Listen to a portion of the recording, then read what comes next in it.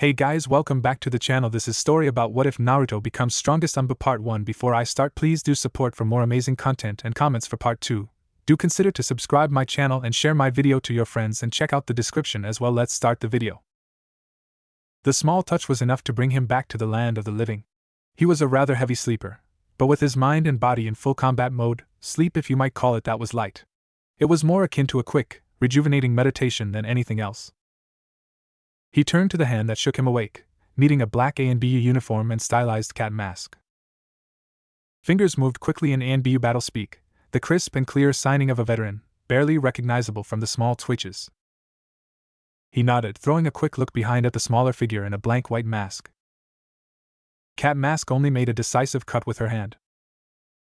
He turned to the blank-masked one, who was making the exaggerated battle gestures taught to most chunin, instead of quick Anbu speak.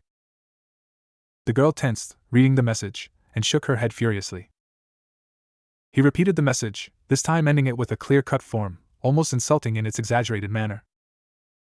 Order. Comply. Now. The girl settled down, still tense. He almost sighed. It was picture-perfect rookie behavior, complete with a put-out pose that almost screamed, "I'm Anbu too, you know." Sheesh. Was he ever like that? He couldn't remember. There was a quick rustle as the cat-masked Anbu vanished with a quick shunshin. There were no leaves, of course. No need to distract anybody, and it might give you away. Standard Anbu pattern. He made the seal, losing himself in a rapid torrent of movement. Shunshin was, despite many misconceptions, not a teleport of any kind. It was just a mind-boggling fast burst of speed, allowing you to move at speeds faster than the normal eye could follow for a very short duration. Shunshin was a deceptively simple technique to learn, and a hard one to master. It also had several glaring limitations. The discharge of chakra made it possible for a halfway decent opponent to estimate your direction. You could only move in straight line. You needed to see exactly where you were going, and crashing into something at that speed? Not advisable. It was also incredibly hard on the body, which was why even most hardened jounin used it sparingly. Once, during the jounin selection exams, he'd seen an idiot chunin with more endurance than brains use it several times in a row. By the fifth attempt, he had blood gushing out of his eyes, ears, and nose, and his legs were mangled beyond belief. He later learned that the jounin wannabe also had several cases of internal bleeding as his organs had ruptured from the strain. Poor fucker died shortly afterward. Even the medic nin were helpless when the injuries were so violently infused with chakra. Genin didn't know this, but they were taught the first stages of the shunshin when they learned kawarimi, one of the most basic techniques. Of course, kawarimi was slow, the seals were completely different, and the chakra molding differed in the final application, but the basic theory remained the same. And the two skills had some similar limitations. Each genin in academy got one very serious warning after learning kawarimi, to never ever use it more than twice in a row. Every year, some idiot genin wannabe did. Every year that idiot ended up crippled from the strain. The symptoms were glaringly similar, though the ones from kawarimi were less extreme, to anyone who had seen them both and had half a brain to figure it out. Once he understood that, well, kawarimi suddenly became his favorite technique, bar none. Learning a cool jutsu that made running child's play? It was simply too much of an opportunity for the jutsu-starved mind of a prankster like him. Not to say that coaxing shunshin out of kawarimi had been easy, especially when he didn't know the seals, but he managed. It took a reasonably talented jounin about 6 months to learn the proper shunshin. It took years to use it with just one seal, as some elite jounin were so fond of doing. He had his down in too. He was probably the only shinobi in history to learn shunshin via brute force. The wonders of Kyuubi-given regeneration were not to be overestimated. The very next day, the Hokage had ordered him to perform the rudimentary shunshin in front of Irika. 5 times. He graduated from the academy that day.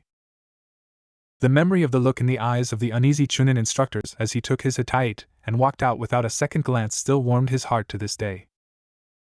He had been 9 years old. Barely a year later, he was on a C-class mission that had suddenly gone straight to hell. Enemy Anbu were fleeing, Konoha Anbu chased them, ninja on both sides were dying in gory ways, and a set of hapless genin were stuck in the middle. He used a full-scale shunshin 3 times in a row out of sheer desperation. The very moment he returned from the mission, he was recruited to Anbu Ops Team 4. Sometimes, life was full of irony. He had been 10 years old, the 5th youngest Anbu in history of the Corps, and the 3rd to become one as a genin. The first was the unquestioned master of the Shunshin, and later, the Hiraishin, Konoha's Yellow Flash, Kazama Erasure, who became the Yondaime Hokage. Reputedly the strongest ninja to ever live. Man who sealed the Kyuubi no Yuko in the belly of Uzumaki Naruto. Irony. He shook his head. Wool gathering in the middle of a dangerous speed technique? He really should have known better. He made another seal, and let himself be carried by the Shunshin. It took barely 3 seconds and 1 word to turn a meticulously planned op into a fucking mess. Ironically, it wasn't even their rookie, that is. He just knew, that working with Hunter Nine on this was a mistake. For all their skill and dedication, despite the fact they were still ANBU, the Hunter Nine saw themselves as a breed apart, the elite of the elite. That was bullshit in Naruto's mind, since given the nature of their missions, ANBU operations and assassination teams were the strongest in terms of ability and raw power. He personally thought it was due to the whole "we hunt the big, bad missing Nine, hear us roar" attitude. As much as the operations division got the self-important, some blinded morons who thought they were the second Hatake Kakashi just because they made it to ops, the Hunter rookies were much, much worse. It really should have been no surprise when the Hunter Nine in training went for glory and big bucks. He got a kunai through his heart instead. And boy was he lucky. With what happened in the next few minutes, Naruto would have torn him apart with his bare hands. Slowly.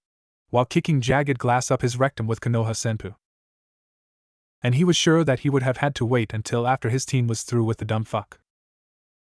There was a small village between cloud and snow country called Hidden Rainbow. It was, obviously, a ninja village, but aside from some good genjutsu users who called it home, there was nothing really remarkable about it. It was a Kage-less village like many others, until Kumogakure decided that they didn't like it all that much. However, on that day, Hidden Rainbow gained one single reason for fame. Or rather, infamy. Hajime Kuran, former Jounin, former ANBU captain known as the Lion, Missing Nin, mercenary, and Psycho who slaughtered assassination teams single-handedly for kicks, came to defend his village. It took 7 elite Jounin to slow him down, another 6 to stop him. And until the Raikage came to break the stalemate, Kuran was swatting down top-ranked Kumo ninja like flies. Multiple top-ranked Kumo ninja. At the same time. And was laughing while doing it. Kuran escaped after the Raikage overpowered him, wandering where his fortune took him, routinely slaughtering the Hunter Nine Kumo sent after him with a smile on his face and a song in his heart. That day, he did the same to some poor bastards of the Konoha Hunter Nine Corps. It was a mistake caused by failed intelligence. There weren't supposed to any ninja of Kuran's ability in the vicinity, save for a few Chunin-level Nuke Nin who preyed on the merchants using this route. Hunter Nine were to eliminate the Konoha Nin, Team 4 was to eliminate the rest and pin down a slime of a genjutsu user who had gotten his grubby hands on some data that Konoha intelligence got a hard on just thinking about. And since dealing with genjutsu had become a sort of specialty of theirs, Team 4 was a natural choice. Apparently, Kuran was as enamored with the data as Konoha intelligence. Which was lucky, because he didn't waste time on small fries, he just smacked them around. That was still enough to leave them all battered and broken, and the acting captain opted to retreat immediately. The idiot Hunter Nine that stayed to capture Kuran didn't have so much luck. Kuran really didn't like Hunter Nine. Making them die was sort of a pastime of his, and he liked to indulge. Then Kagehoshi had arrived, and the mission really went to hell. He groaned. The migraine was fierce enough to make the light shining cheerfully through the window make him nearly puke his guts out on the immaculately clean floor of the ANBU infirmary. He was still sore all over, weak, and everything in his body felt brittle, for lack of a better expression. Which meant something had beat him to the brink of death, because only full-body regeneration via the Foxyuki made him feel this shitty. Joy. Oh God, what hit me?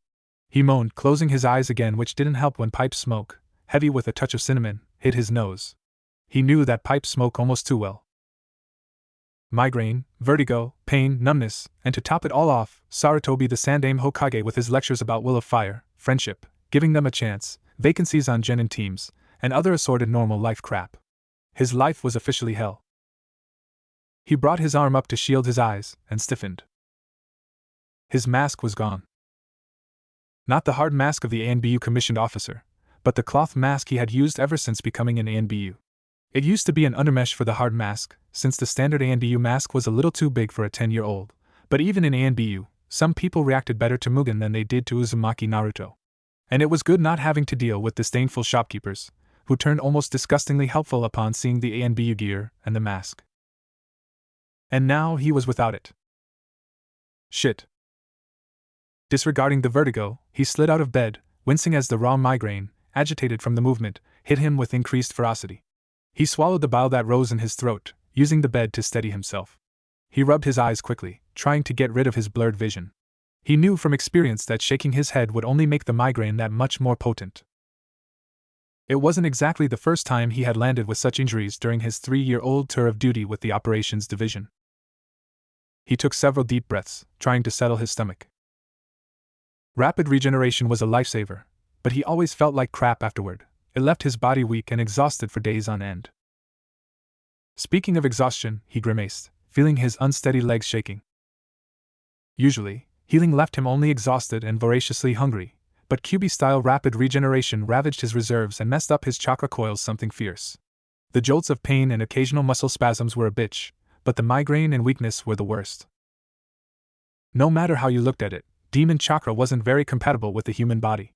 Even if it granted some interesting abilities, the price was usually very high. And painful. Still, if it meant surviving, he would pay it gladly. Then, the Hokage turned from the window he had been gazing out of for a while, and all unnecessary thoughts got a rapid eviction notice. For it was not the face of Old Man Hokage, the grandfatherly, cranky, and slightly perverted old man. In his place stood Sarutobi, the hard-eyed, calculating shinobi.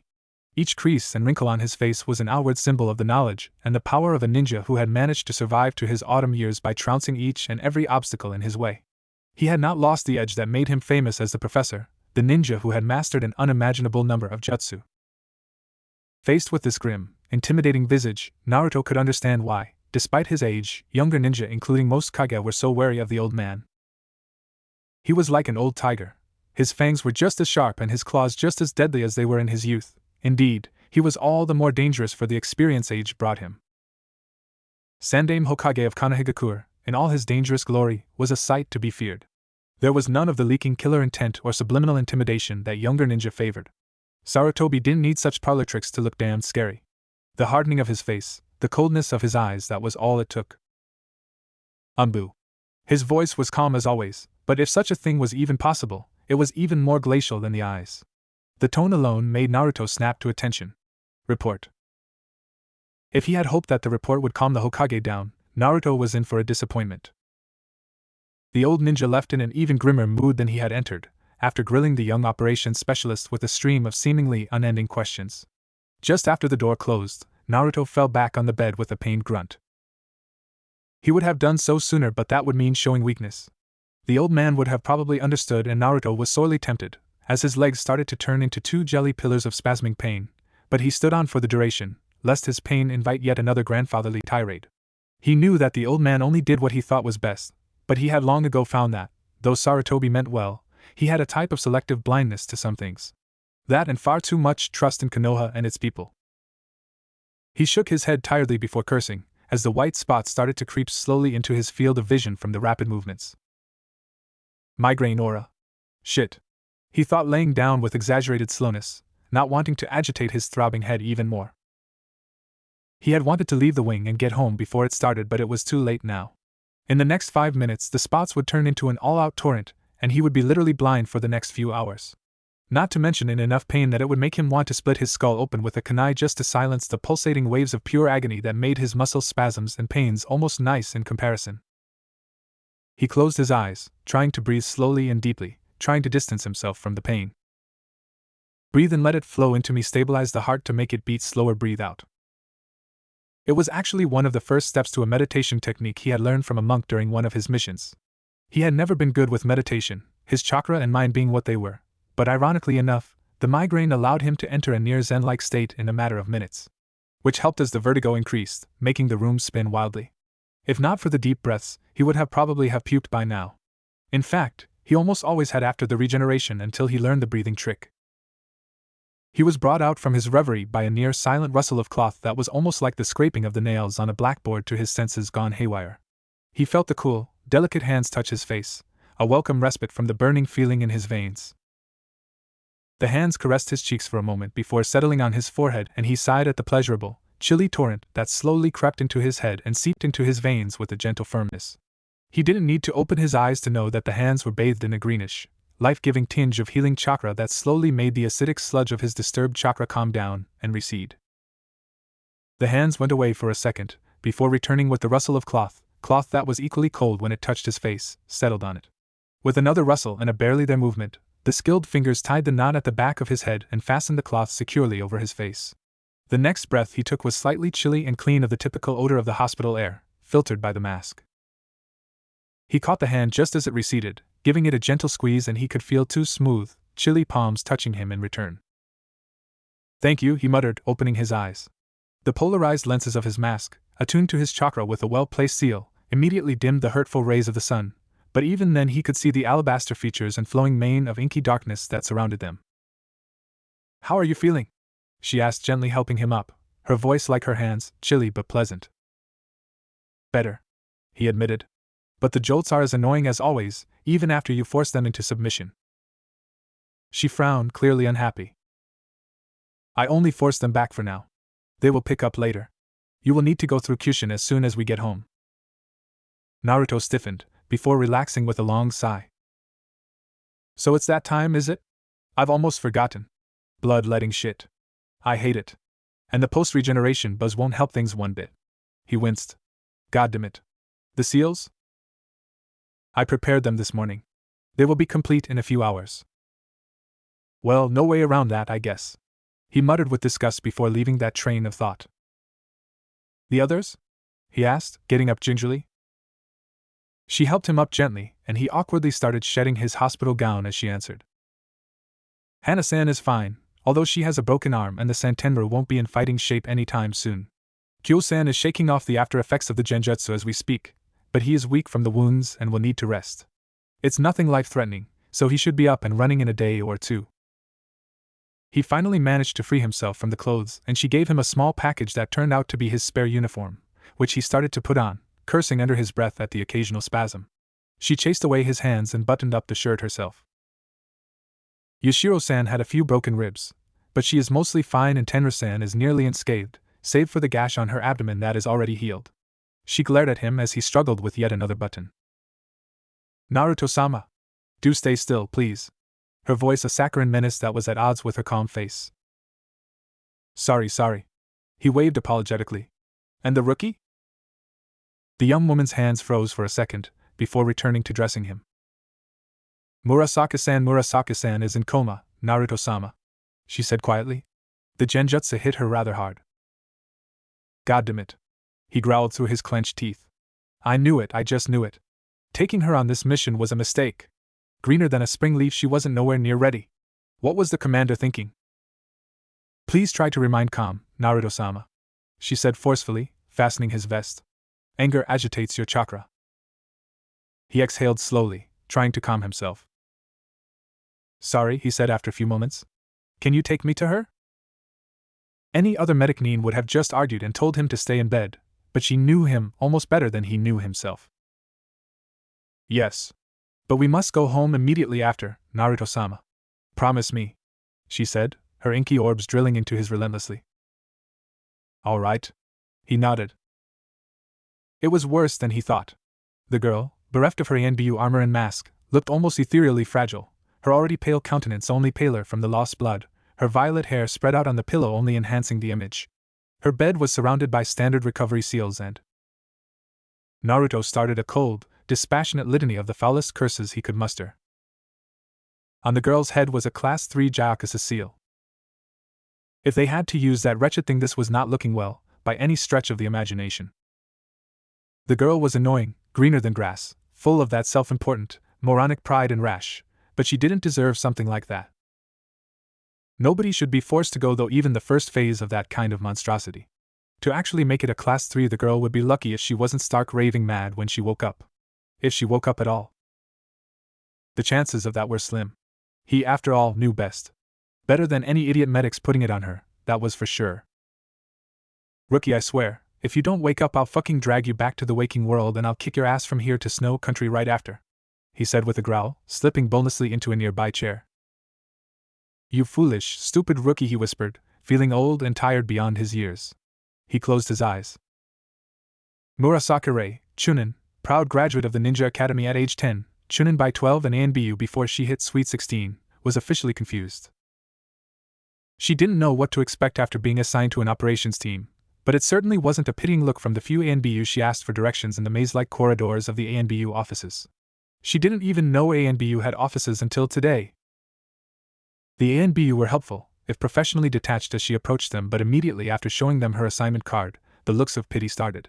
She actually caught one of the kunoichi whispering "poor girl" to her colleague after she asked them for directions. Poor girl, my ass. She thought with a snort. Some poor girl would never make it to ANBU a day after her 16th birthday. Although, what was so alarming about this team for she had been assigned to that provoked the looks? Were they some kind of psychos? Bloodthirsty monsters killing left and right with glee? Cold killing machines without a shred of humanity left? Casual killers without any semblance of higher feelings? It was possible. After all, this was ANBU, and it was a well-known fact that some ninja were somewhat not right in the head after a few years spent in the ranks, thanks to the stress and grueling conditions, even for shinobi life. Even more so, as rumor went, in the operations division, where the nin could spend months in hostile territory, returning to Konoha for short R&R and going back to the field right after. Finally reaching the designated door, she steeled herself mentally before knocking. Come in. Obediently, she opened the door and entered. The room was surprisingly large. Almost as large as the Hokage's office, though far less cluttered. Also, despite the big oaken desk in the middle and rows of file cabinets, it felt oddly empty. Or, at least it felt that way, until you looked into the eyes of the woman behind the desk. Yusani Kano was a short and petite woman with dainty features that made her seem like a young teenager rather than the 35-year-old woman she was. Her oversized, wide-sleeved robes and big desk she was sitting behind certainly didn't help matters, making her look like a small child that played dress-up. One look in her eyes, just one look in those twin pools of frost, and suddenly Kana seemed to dwarf not only her desk and cabinets, but the entire room as well. Murasaki Rei reporting for her assignment, Commander. The girl saluted smartly, as she was taught, and tried not to lose her composure as the two pools of azure menace that seemed to stare right through her mask and straight into her soul, measuring her, weighing her in every possible way. Though it took only a second or two, Rei could feel herself sweating at the commander's gaze. Well, at least you're punctual, muttered the woman.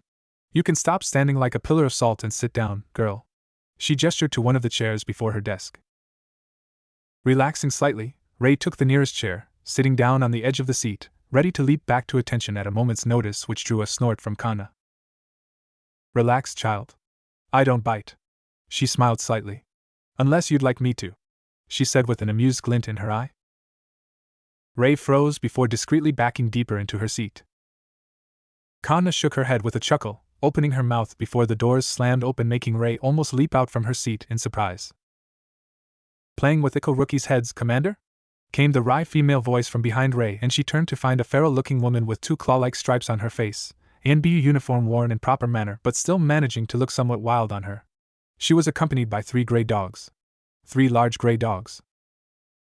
Well, I had to pass my time somehow, said the childlike woman sweetly before her face turned into a homicidal grimace, waiting for a certain team captain who is over 20 fucking minutes late. She growled, looming over her desk and radiating killing intent that made Rei want to crawl under her chair or suffocate on the spot. The feral woman blanched slightly, drawing back, and her dogs suddenly looking like a set of small and fluffy puppies as they hugged the ground. Kana glared at the women before snorting. Oh, stop cowering, for Kami's sake, she muttered, the killer intent vanishing as if it was never there. Little bit of intimidation and you fall to pieces. And you call yourself ANBU? She sighed, rubbing her temples. That's the problem with youth today, no endurance at all, she grumbled. Rei stared at the commander dumbly. Little bit of intimidation? Yes, it was. Rei stared at her childlike commander in wonder. She was sure she didn't say that out loud. Was she reading her mind? No, I didn't. Rei boggled. Commander? Said the ANBU captain. Might you stop weirding out the rookie, please? Not my fault you brats are so easy to read, the woman grumbled. That they even let you out of the academy without the most basic skill in containing your own emotions is a disgrace to Konoha. Cat on this, right in that. The bigger and louder the better, and to hell with stealth. Who needs it? Let's just blow things up in louder, more obvious ways. Shinobi, my bony ass! She sneered, falling into a well-rehearsed rant that was cut short by a loud cough. Commander? As much as I love, the feral woman rolled her eyes, your most fascinating opinion on the current state of shinobi education, evaluation of our skills and pointing out the faults of the world in general. Might we get to the brass tacks here? Kanna looked at the captain flatly. I hate you, she grumbled. And I had the whole speech going so nicely, too. Rei followed her new captain while trying to shake off the slight shock. To say that the Anbu commander was not what she expected would be an understatement of the month. She expected a cold, efficient ninja, professional to the core, excluding a commanding presence on Nirkage levels. Instead she got petite, childish-looking woman who ran hot and cold at the same time, was as likely as to crack a joke as she was to radiate a killer aura that left you a quivering bundle of nerves. Kinda hard to wrap your mind around, right? The captain looked at her with a grin. Don't worry, you'll get used to it. She just likes to mess with people's heads to keep them on their toes. But believe me, you won't find a better commander anywhere. She might seem little weird, but once she's all business, get the hell out of her way. She's like Flood. Impossible to stand against or argue with. Yes, sir. The feral woman rolled her eyes before stopping. Look, rookie. You don't need to call me sir. I work for a living, she said. My name's Hana, Inuzuka Hana. Captain or Inutaishu when we are on a mission or on duty, Hana or that gorgeous babe the rest of the time. She grinned. Rei. Hana blinked. Murasaka Rei. That's my name, she said. Not Rookie. Rookie, Hana sighed, I don't fucking care what your name is. You could be named Sarutobi, Uchiha, or even be Fire Lord's freaking love child and I wouldn't care, either. Until you get some experience, and stop being baggage and become useful, you'll be called Rookie and like it. She gazed at Rei for a few seconds. You're what, Chunin, right? She nodded. Greener than grass, then? The woman shook her head with disgust. No matter. You made it to ANBU. Rejoice. You've been assigned to ANBU Operations Division Team 4. Yay. Bet you're all proud of yourself, huh? Funky mask, cool-looking armor, badass sword in hand, ready and willing to tackle S-class missions, Ready for all the accolades, the honor, glory and big bucks that you are due, being part of Konoha's elite? Well, you can stop now. Rei froze as Hana's warm gaze suddenly chilled, becoming hard and unforgiving. Reality check, rookie. All that honor and glory stuff they preach about in the academy doesn't have a grain of truth in it. And the big bucks you get could as well be coated with sweat, tears and blood. Mostly yours. This is a job that leaves marks on the body and stains on the soul a mile wide. So, if you're after that honor and glory, get out. Get out now, Hana said forcefully. I know what I'm doing, Inuzuka Taishu, Rei said stiffly. I'm not somewhat behind the ears genin, there is no need to try to scare me. Scare you? Girl, I don't think you understand what I'm trying to tell you at all, Hana said calmly. Besides, I don't need to scare you. Your first mission will take care of that. If you survive it, that is. Oh, I think I'll manage, said the young ANBU wannabe frostly, glaring at her captain. The whole condescending manner that the woman, 2 or 3 years older than herself, was displaying was seriously getting on her nerves. Cocky little thing, aren't you? Hana raised an eyebrow coolly. Piece of advice, rookie. Faith in your ability is a very good thing to have, but don't be too cocky to ask for help. Genin, Chunin, Jounin, that doesn't matter here. This is ANBU. Different rules, different mindset, different world, and you've barely touched the surface. Until you learn how to swim on your own, you'll need somebody to show you how to swim, or you'll sink. Suddenly, the air was thick with killer intent that froze Rei in place. So loose the attitude, keep your eyes peeled and learn. Because if you fuck up, the cost won't be just your life or a hell of a mess for Konoha, but also life of your teammates. And I'll kill you with my bare hands before I let that happen, understood? Yes, Inuzuka Taishu, Rei said meekly, still cowed by the savage killer intent. Cool. Hana grinned cheerfully and the pressure vanished without a trace. Let's go and meet your new teammates then. Is everybody in Operations Division bipolar psychopaths or something? Rei thought, following the cheerfully whistling Inuzuka. Carefully, she pressed the knob and slid the door open without a sound. Open? So why? She opened the door fully and was about to enter before freezing in place as an unbelievably fast kunai flew right in front of her face. What the hell, she thought as yet another kunai flew by, this time lower. You, came a voice from inside the room. She looked inside, careful not to step into the room, and blinked.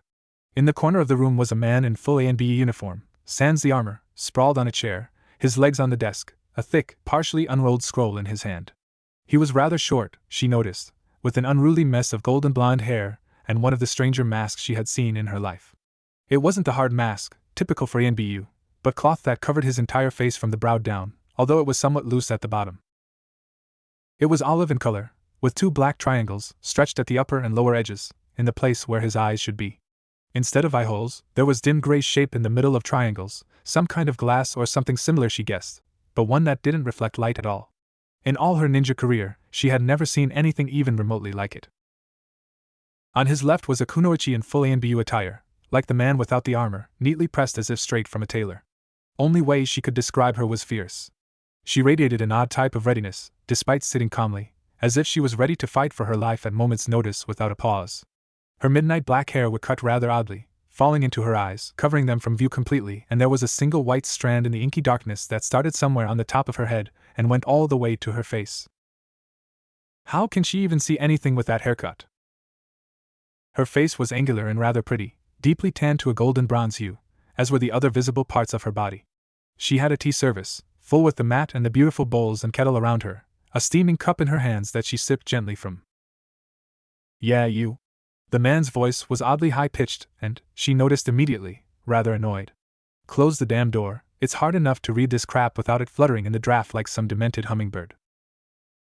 She raised her hand, only to retract it as yet another kunai flew by. She carefully looked at the direction it came from and froze. Near the wall of the room there was a tall man, his dirty blonde hair unruly, Anbu operations uniform disheveled, as if he slept in it for a few days straight, and, she noted with distaste, outer mesh nearly open and sleeves rolled up in messy fashion that was blatantly against any dress code regulations. Oddly contrasting with his messy appearance were glasses neatly positioned over his angular, if average, face covered in 2-day stubble. Both of his palms held a kunai, or rather a whole fistful of them, she realized as the man moved his thumbs, fanning out the blades in his palms as if he held a deck of cards. A few meters in front of the man was a pale woman in. Ray could feel her eyes widening. It was a picture-perfect Anbu uniform in shape and cut, sans the battle armor, but it differed in one glaring way. Is that fishnet? Ray thought, stumped. And that almost see-through material silk? And leather? And is that tattoo? My God, she is practically naked. She wasn't far from the truth, actually. The young woman, and oh, the uniform didn't leave any doubt at all that this was a woman. Very much of a woman, really, was covered in a double layer of see-through fishnet that covered her legs, arms, and most of the midriff, leaving it bare enough to see a long, serpentine tattoo of twin dragons coiling sinuously from her abdomen to the rather impressive cleavage, along with some strategic, intimate places covered in very thin straps of leather and silk arranged in a manner not unlike a swimsuit. Skimpy one at that. And fishnet. Lots of fishnet. Although dragons rising from her abdomen would be rather misleading, since judging by the shape, the tails must have started. Ray blushed in embarrassment and outrage. What she wanted to think slut, but there was something about the woman, despite the outrageously slutty get-up, that radiated control, poise, and an odd sense of grace. She was hot and cold, all at the same time without clashing, was the best way she could describe her. And there was power there. The same thing she felt the first time she laid her eyes on her jounin sensei. A confidence unmarred by empty arrogance, air of a veteran killer. A dangerous, capable nin that stated in no uncertain terms that anybody moronic enough to mess with the kunoichi did this at their own risk. Well, that air might be accented by the fact that the woman was just deflecting the kunai thrown by the disheveled man so fast they looked like a stream of metal. With her bare hands. With her eyes blindfolded. And Ray realized with a sinking feeling, with enough precision to embed them into several targets positioned on the nearby wall. No, that woman was no simple slut. And the man was no pushover either, judging by the casual, lazy ease he displayed throwing a few kunai with enough precision to alter the trajectory of some of the deflected blades into second row of targets on the ceiling. Mid-flight. Only 7? Sloppy, Kyo-chan. The blindfolded woman chuckled throatily. A girl might think she is being neglected. Or maybe you can't handle more, The man, Kyo, snorted with a smile. Princess, between us two, it's you who can't handle what I have. He leered, waggling his eyebrows comically. Somehow, I don't remember you complaining about my handling last night. She shot back with a smirk. I didn't want to hurt your royal pride, your highness. The man waved his kunai, as if holding a fan. Well, you certainly didn't hesitate in making me hurt in other ways. This time it was the woman who was leering. Not my fault you're so kinky. Not that I'm complaining, mind you. He shrugged. Well, you'd better. The woman sniffed in indignation. Although that was fun. Never knew there were so many ways to use a kunai. She appeared to be deep in thought for a second. Tad tiresome, though. See, and I wasn't even going full out. The man pointed out, with an oddly sage-like expression. Oh really? The woman drawled with a rather sinister chuckle, but the tone was like honeyed velvet, one that made Ray blush up to her hair just hearing it. You should show me the full out then. I'll be looking forward to it. Girl, you can't handle full out. The man sneered in patronizing manner. Oh really? Even through the blindfold, the raised eyebrow was clearly visible. Really? Wanna bet? She asked slyly, taking the blindfold off. What do I get if I win? Asked curious man. Well, you know, the woman came up to the man and began whispering, and the man perked up almost instantly. You're on, princess! He shouted with glee. H, stammered Ray, pointing shaking finger at the woman's unveiled milky white orbs. Oh great. The Wonder Duo strikes again, muttered the masked man, slapping his face. Can't you get a hold of yourself once in a while, you perverts? Oh, we plan to. Get a hold of ourselves, I mean. The woman smirked. That we do, agreed the man, rubbing his hands with obvious glee. H, stammered Ray again before stopping and clearing her throat with a squeak. Hyuga! She finally managed and deflated. The eyes left no doubt to the woman's identity, but when she tried to reconcile the regal, some might say anal retentive, dour, humorless and proper to the point of obsession Hyuga with unabashedly perverted, sex-oozing, brash woman, and she used the term loosely, was a little too much. No Hyuga here, little girl. The woman scowled, her eyes going cold, and suddenly Ray could feel a downright suffocating amount of killer intent directed at her. But she started. Are you deaf? The woman said coldly. No. Hyuga. Here. No Hyuga here, right? The girl said meekly, doing her best to mold herself into the door. Good. Suddenly the not Hyuga with Hyuga eyes was all smiles and turned to the kunai-throwing man, embracing him in rather familiar fashion. Now, where were we? Scaring rookies now, Yashiro? You taking after the boss, or something? Came Hana's wry voice from behind. Bad form, princess. This Team 4 was full of surprises, all the oddness besides. Ray didn't know about the short blonde and the girl with the tea set, but judging by the Inuzuka and the Hyuga, there were some heavy hitters here. And the man Kyo, she reminded herself to throw kunai with such precision and speed that took serious skill. And you two slackers, she looked at the blonde and the woman next to him. Kyo, I can understand, whipped as he is. Hey! The man protested weakly. But not to help your new teammate? Bad form all the way, guys. She shook her head in mock disappointment. Excuse me? Said the blonde, laying the scroll on his desk. Please do repeat that, Taicho, because I think I just misheard, he said slowly. The Inuzuka woman only grinned. Oh, you gotta be shitting me, bitch, said the blonde flatly. We are one man short for, like, forever, and when they deign us worthy, he made quotation marks with his fingers, all they send us is some wet behind the ears rookie? Is that some kind of a fucking joke? Well, you've been bugging the boss for an addition to the squad. Now you have it. The Inuzuka shrugged. Addition, yes. Some goddamn rookie? No, he said exasperated. I was asking Kana-chan for a goddamn genjutsu specialist, or at least a mildly genjutsu-capable operator. Not some rookie chunin, for Kami's sake. Hey! Yelled Ray with indignation. Anbu or not, that shrimp was insulting her. Nobody did that. Well, except for Commander and Inuzuka Taishu. Quiet. The word was whispered but had power like a whipped crack. The woman with the tea looked, or at least Ray thought she looked, with all that hair she wasn't sure. You're interrupting my tea time. Sorry, Tenru. The masked man apologized, looking oddly nervous. So did, she realized with astonishment, the captain. And the not Hyuga. And even that Nagi person. Inuzuka Taicho coughed, clearing her throat. All right, rookie, meet the team. On the left is Sagato Kyo, first-class slacker, glutton and perv. The man made a mocking bow, or at least as much bow as the woman holding him would allow. Kyo is our resident long-range weapon and ninjutsu specialist, and also doubles as a seal specialist from time to time. The oversexed slut puppy hanging on him, the said oversexed slut puppy sniffed. You're just jealous because you don't get any. she said haughtily, and Hana's brow twitched slightly before she picked up again. Is named Yashiro, no last name. When she's not being her usual, annoying self, isn't giving the Hyuga clan a collective ulcer or hanging from Kyo, she doubles as our close combat specialist and field medic. The guy in the mask is Mugen. She gestured and the blonde waved lazily.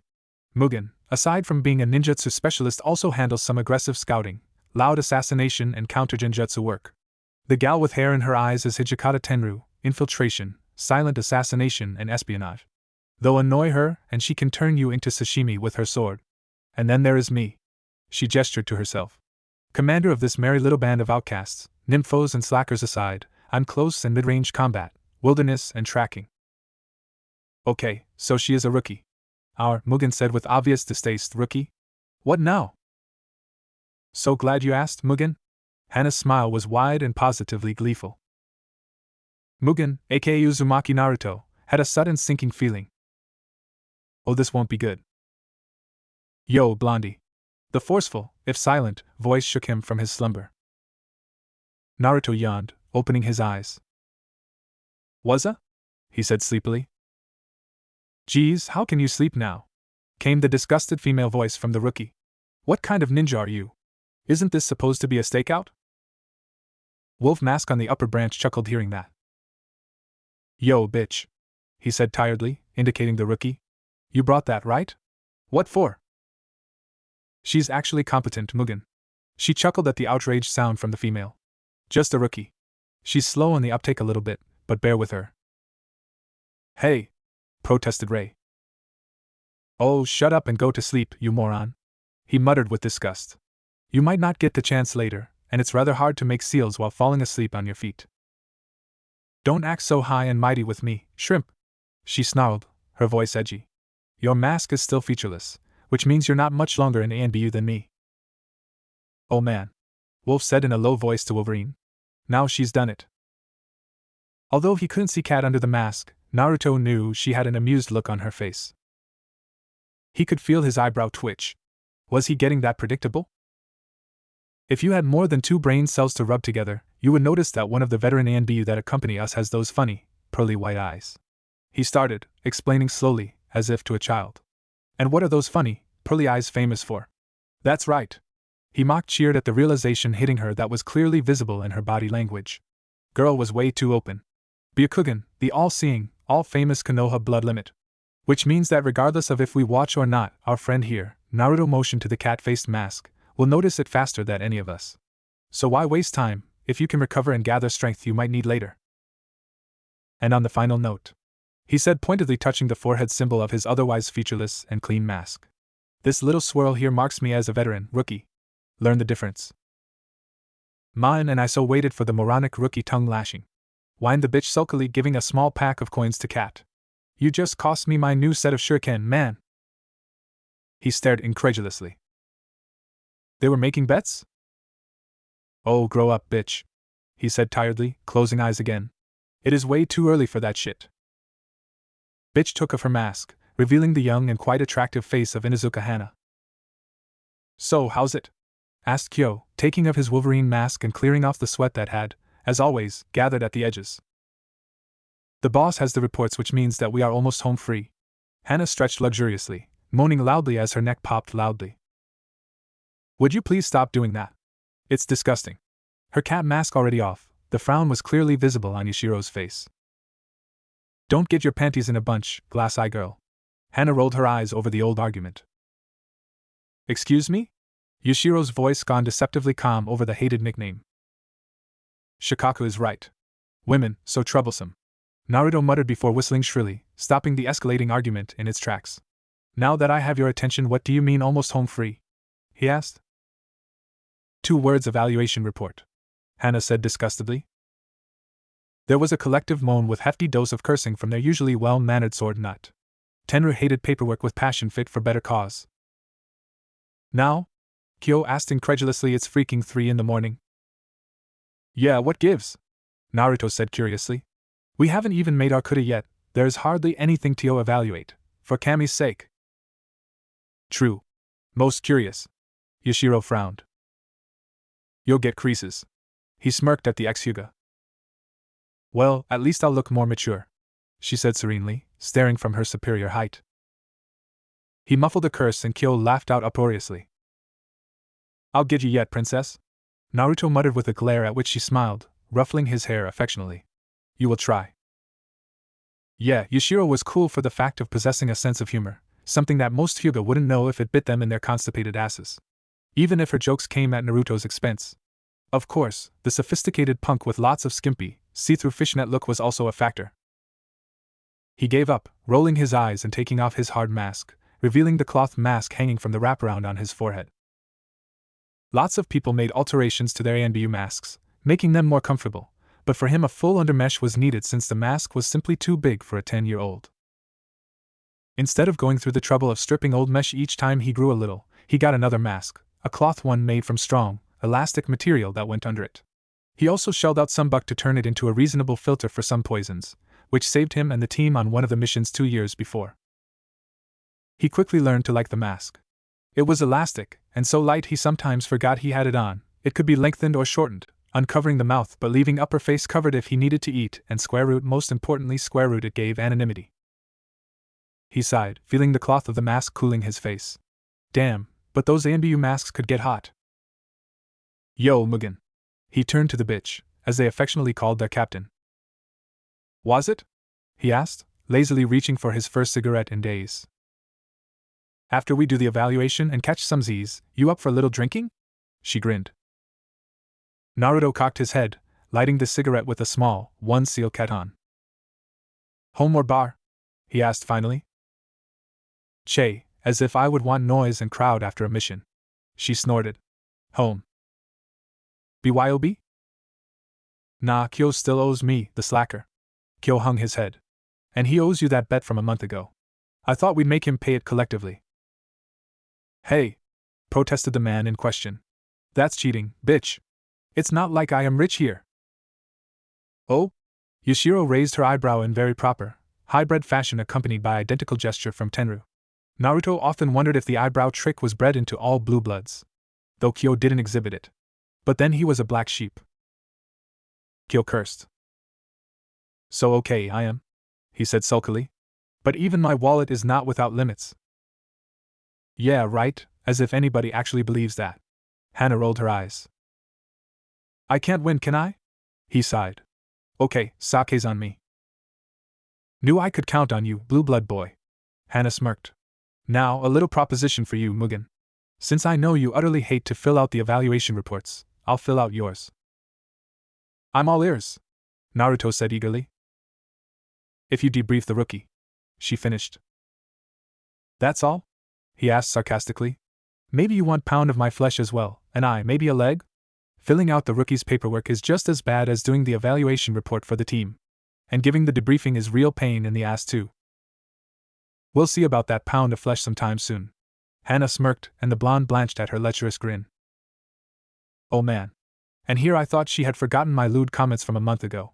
He thought, a sinking feeling deep in his stomach. Mine are here. He raised a hand. PFFTT. Kyo snorted. Yeah, right. Any citizen reaching the rank of genin is be treated as an adult in all legal aspects, including marriage and personal relations. Konoha Civil Codex, page 31. So technically you ain't no minor, and you know it.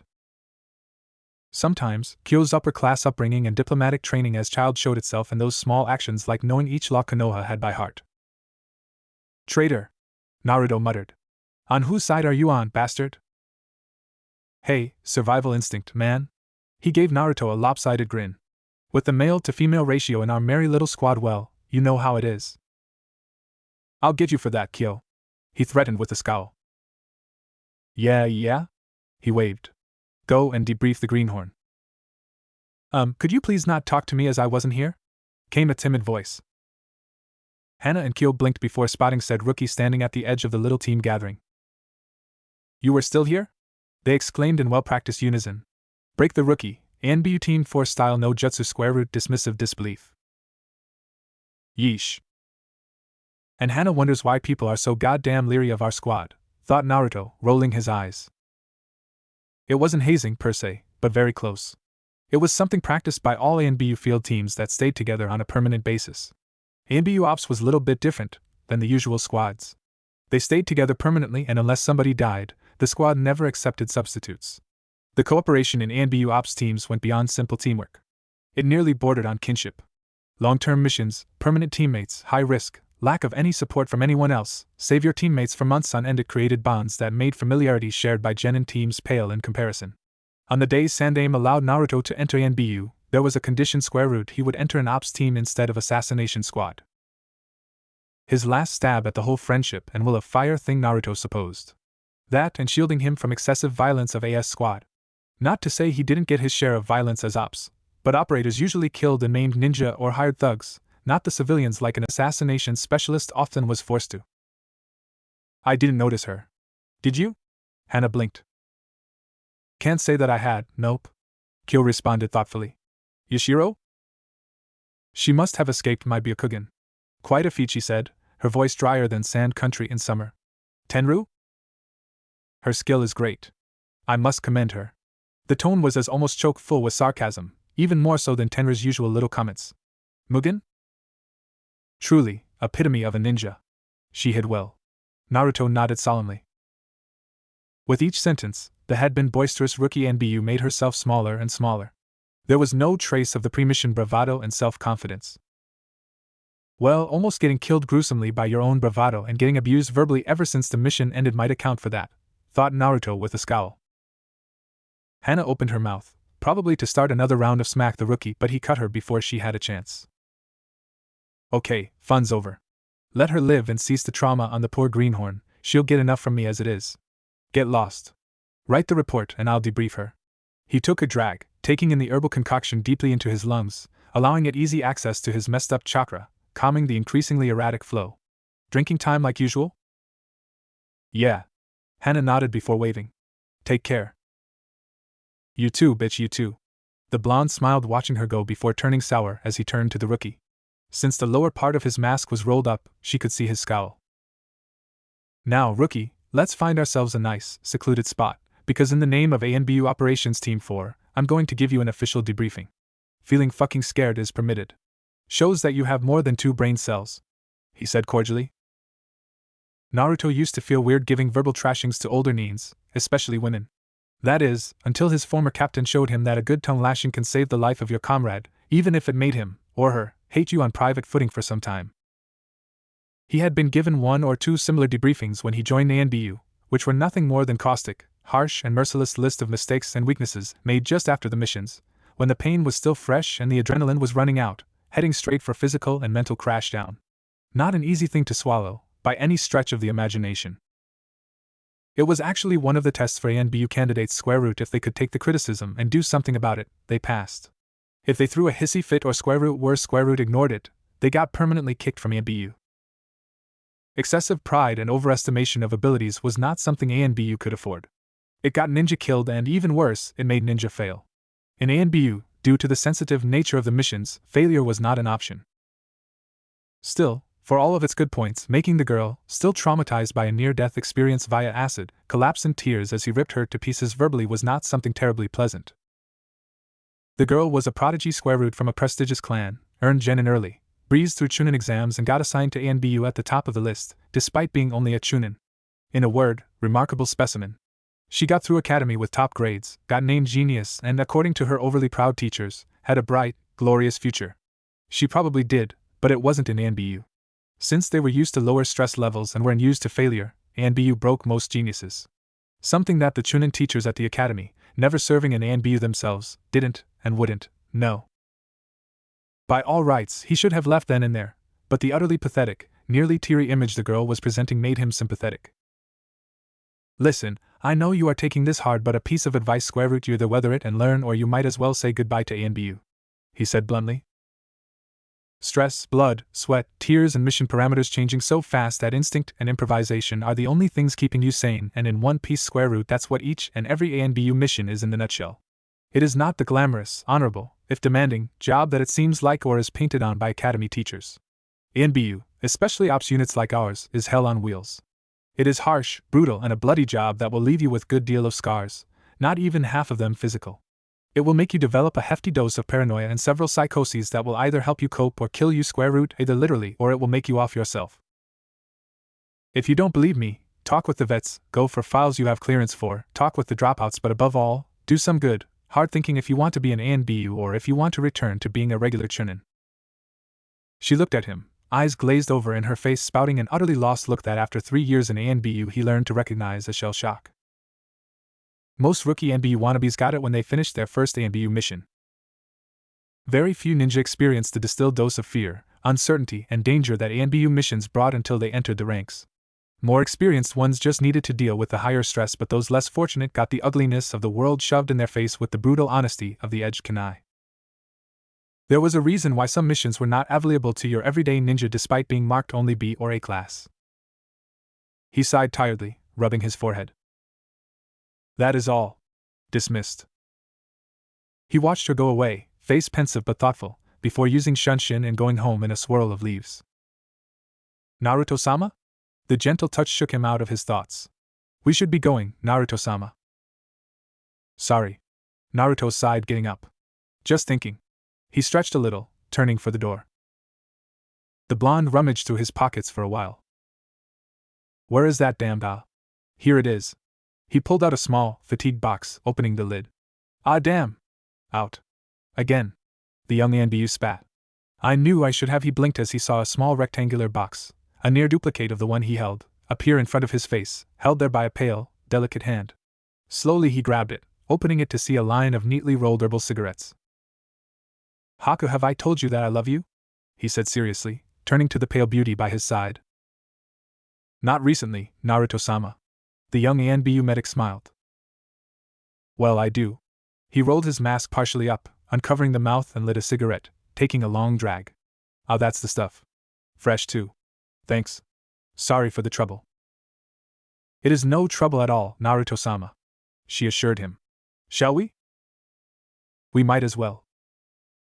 They barely stepped out of the room before a ninja in full ANBU attire appeared in front of them. Lieutenant, the ANBU nodded. Your presence is REQ. Mugen-sama is on medical leave, ANBU-san. Haku said, her voice chilly. His presence will not be required anywhere for the next week at the least. Forgive me, Haku-san, but the orders. Your orders don't interest me in the slightest, ANBU-san. The young woman looked at the ninja, her eyes even more chilling than her voice. As the official chief of Team 4's medical support, my authority allows me to make such decisions. No member of Team 4 is fit for duty until they recover. Moreover, the Class 3 injuries demand minimum of week of total recovery, which is mandated by the ANBU charter. Do I make myself clear? Forgive me, but my orders come from the commander herself. The ANBU bowed apologetically. Naruto almost chuckled as he felt the man stiffening when Haku's killer intent filled the room. Easy there, gorgeous, he said soothingly, patting her arm. Kanda-chan won't be assigning me duties. Not after the old man himself stamped my leave. She probably wants the report. Still, the pale medic said, clearly irritated. Mugen-sama. Don't worry. I'll be home soon. She nodded after a moment. As you wish. She bowed. I shall await you home then. She walked away. The ANBU shook his head slightly. Damn, you wouldn't think it looking at her, but that's one intense lady. He turned to the blonde. Nice, friendly and polite, then bang. Colder than snow country and fiercer than a katon jutsu. Geez, LT, where the hell did you find her? Naruto sighed after taking a long drag. You don't want to know, Tano. Believe me, you don't want to know. He muttered. Let on. Just no shunshin. I'm too fucking sore, alright? The ANBU nodded. They both walked out of the complex. Is being 20 minutes late becoming a fucking fashion in your team, brat? Kanda groused as Naruto closed the door. Please, not today? Naruto begged. I'm really sore, my chakra is fluctuating like crazy and I'll be going through Kyushin in the evening. Kanda's face softened. So it's that day? She said with a sigh. Well, it's been well over a month. With recent regeneration I should have seen this coming. She smirked. At least you'll have that cute little nurse taking care of you. How she puts up with your rude ass I'll never understand. The boyish charm? He said innocently. Ha! She snorted. Boyish charm. Bullshit. If you ever had any, you lost it years ago. She frowned. Pull down that stupid mask, would you? She glared as he opened his mouth. Doors are closed by the seal. And besides, do you really think most ops doesn't at least suspect? Are they treating you any different? Well, no, but. Idiot. Pull down that mask. He complied, revealing a boyish face with 6 whisker marks. Kanna looked at him for a while. You're not getting enough sleep, she said critically as she walked up. And tried to relax that frown. You don't look cute at all with that face scrunched up. Naruto rolled his eyes. And don't roll your eyes at me, brat. Yeah, he muttered, taking out another cigarette and lighting it. Kanna glared. Naruto glared back. What? He said finally, taking a long drag. I've just recovered. And I'm going through Kyushin after supper. I need my chakra as calm as it can be. Brat, she said petulantly. You know you love me. He smirked. Tano said you wanted something from me? Yeah. She threw him a small folder. Read. Frowning, Naruto opened the thin folder, and his eyes widened as he went through the first page. That is. He looked at his commander. Read, she said calmly. He kept on reading, this time slowly, with more attention. He went through 3 fresh cigarettes reading the material before he looked at Kanna again. Damn, he said, shaking his head slowly. This I never thought you took it seriously. I mean, you argued. The idea is sound, she said simply. It just needed fleshing out. That's why I assigned Rei to you. So she wasn't the replacement. Naruto's eyes lit up. That's why you gave us a rookie. To mold and shape her, yes. Kanna nodded. And now she's in a coma. Shit. Naruto scowled. Of all the luck. Don't worry. It isn't your fault. The commander leaned in her chair. If anything, your mission against that lion maniac only confirmed Masato's suggestion. I've been talking with Sarutobi and he agreed to give the idea a try. Yes. Under 3 conditions. Name them. Naruto said immediately. Cross-training is 1. Sarutobi wants every member capable of upper C-class counter-genjutsu work and lower C-class medical training, including the poison one. That's not a bad idea, actually. Naruto admitted thoughtfully. C-class is a little steep but manageable. Another factor is the medic. He wants one who has at least upper Chunin level combat skills. Preferable borderline Tokubetsu Jounin. No exceptions. Naruto winced. Well, that might be a bigger problem, still reasonable. Haku would probably agree, though there are other medics capable of that as well. And the third one? He asked. Well, that you will discuss with Hokage himself. Kanna shrugged. He is expecting you 2 days from now at 10 in the morning. She glared at him. Do me a favor and try not to be late. What do I look like, that shithead Kakashi? Naruto grimaced. Kanna sighed. Geez, Naruto, can't you finally let go of that old grudge? It'll be what, 3 years this summer? I'll let go when that bastard rots 6 feet under or resigns as a shinobi, the blonde said simply. Kanna shook her head sadly. That brat 3 years and he hasn't changed a bit. Anything else? Naruto asked. No. You're free to go. She waved at him. And Dio, try not to show your ass around here before the 2-week leave is over, will you? I like your dedication and all, but I have no wish to have Haku barge in here with that Arctic glare of hers, Sure. I'll try. He chuckled. But you know how she gets. I can't guarantee it. Bullshit. Sure you can, she said with a smirk. Just make sure she's too tired to get out of bed.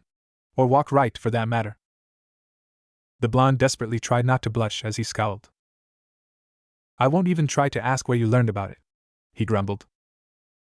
Now, no need to be embarrassed. She chided him. Not many 13-year-olds get so much action from the ladies. You should be proud of yourself, brat. He froze. Wait a minute, he looked at her suspiciously. Did I just hear? Shoo. She waved at him, reaching for her paperwork. Go away and stop bothering me. Commander's orders. The blonde frowned, pulling on his mask again. I hate when she does that, he thought with irritation. Nosy, slave driving, underdeveloped, know-it-all little.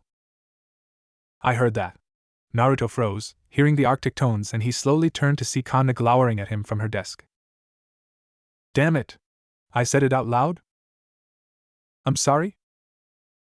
Go away before I kill you, She advised him pleasantly. Yes, ma'am. The blonde jumped out of the office. Heh. Kanna smirked. Still got it. Humming under her breath, she went back to her paperwork. Home sweet home, Naruto thought, walking up to the compound. It wasn't as big as some of the clan compounds, but he didn't need anything big. He wouldn't have it, either, if not for Masato's family generosity and Inuzuka clan's help. Though it was in the bad part of Konoha, well, not bad, but not many would like the close proximity to the regions ruined by Kyuubi's rampage. Not that it bothered him. Masato Taishu created the building as the future home for his family. Now it was his. After the Inuzuka clan sold him some of the forest, it was actually big enough to rate the compound moniker. And considering that he, Haku, and the rest of the team spent a lot of time here, some tinkering and growth over the last 3 years were inevitable. And Haku's garden was a thing of beauty. Well, at least it looks like a home now instead of just a large training ground with a building. I'm home, he called out, closing the door and slipping off the mask. Haku, as always, was waiting for him. One day, I'll find out just how she knows when I'm near. I will, even if it kills me. Welcome home, Naruto-sama, she said with a smile. The dinner is ready. Thanks. I'm starving. He grinned. Any ramen? He asked hopefully. Naruto-sama, she said sternly. You are still recovering. Yes, he sighed, before cheering up. Well, anything you make is great, Haku-chan. Haku blushed lightly. You are still not getting any ramen, Naruto-sama, she said. Rats? He thought darkly. Well, if that doesn't work. Puppy dog eyes won't work on me as well, Naruto-sama, she said flatly. Not when your health is more important. Curses. Yo! Eat up. It's getting cold and Haku made some great stuff, Hana said cheerfully, scooping a large piece of meat onto her plate. Yo, bitch. Naruto sat next to her, looking at her bandaged arm. I thought you had broken it. Eh? She shrugged. I bullied the medics to do the works in the seals and asked Haku for help. Thanks, by the way. The pale woman nodded with a small smile. So now it is just strained. Seal healing dam. Naruto winced. Not every wound could be healed with chakra alone. Broken bones could be healed by seals accompanied by medical chakra treatment, and some drugs, but they hurt like hell. The limb could move, but the pain was crippling and the movements were very stiff. He looked at Hana's left arm and true to form, she wasn't using it to eat.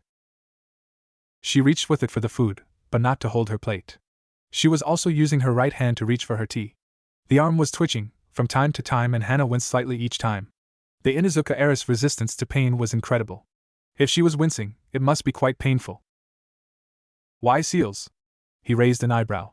We're on leave. You could have waited. With chakra treatments it would be perfectly okay within a week. Sooner, knowing the way you heal. Well, you know me. I hate the castes. She shrugged, before grabbing another helping of meat. Besides, going through the Kyushin with you with a broken arm, no thank you. Naruto froze. Not a fucking word, Hana said calmly, chewing the meat. But... Didn't I just tell you to shut the fuck up? She glared at him. Naruto closed his mouth, looking at Haku helplessly. It isn't like it is the first time, Naruto-sama, she said gently, eating with calm dignity. Naruto winced. Listen, you fucking idiot. Hana sighed, putting down her tea. If I didn't want to, I wouldn't. I want to. Should I spell it out for you? Naruto looked at her for a moment. Besides, we might not have a choice anyway, she muttered. The blonde looked at her in alarm. I'll tell you later. After. But if. After, she said forcefully. I need to make sure first. Do as you like, he said finally with a scowl. Not like I can stop you anyway. See, Haku? Hana grinned. He is a fast learner. He learned the most important lesson a man can learn about women, and he is a teenager. Indeed. The pale beauty smiled serenely. Isn't Naruto-sama great? Naruto glared at the women, one refined and deadly, the other just as deadly but wild. More beef, Naruto-sama? Haku said pleasantly. That's some good sake, Naruto, Hana said lazily, swirling the liquid in her glass. Won it off Kyo. Naruto shrugged. I still don't know where he gets it. Please do not drink much. Haku reminded softly. We still have Kyushin to get through. Heh. Easy. It's just to loosen up a little. Hana snickered as Haku sighed, shaking her head. Very funny. Naruto said dryly. How long have you been thinking about using that line? Since the last time? Hana grinned. Come on, it begs to be. Seriously, I don't get you sometimes. The blonde muttered, sipping his own alcohol. The day you understand women, go and ask Haku for a dress. Hana snorted. Actually, Naruto-sama looks quite good in a dress. Very cute. Haku said calmly, sipping her sake steadily. Hana choked. What? Oiroke no jutsu. Naruto smirked. I make one hot babe, let me tell you. Really? Hana said with wide eyes. Aoba-san certainly seems to think so. Haku nodded. Bastard kept hitting on me the whole festival. Naruto grumbled. You're kidding. Hana said with disbelief, looking at Haku and Naruto. You're not kidding. I felt so much sympathy for Aoba-san. Haku sighed. He was so disappointed when I came by to take my date. She smirked. Hana looked at them, before falling back and laughing her ass off.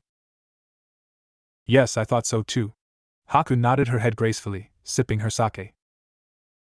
Naruto just chuckled. Damn, I hate this shit, Naruto muttered, looking at the seals. The room was one of the bigger ones, though not the biggest. It was inlaid with wood, with a complicated seal array on the floor. I know, Naruto-sama. But it is better than constant pain, isn't it? Haku said with sympathy. Or freaking chakra burn. Hana piped in. Doors locked. Ah. Thank you? The pale-skinned woman touched one of the seals on the wall gently and it shimmered, before disappearing. Well, now the room is sealed, she said with satisfaction. Shall we get started? Might as well. Naruto sighed, shrugging off the shirt, leaving only pants on as he laid on the floor in the center of the array. Haku nodded, standing at the edge of the array as her nimble fingers started to go through series of seals, a scroll between them.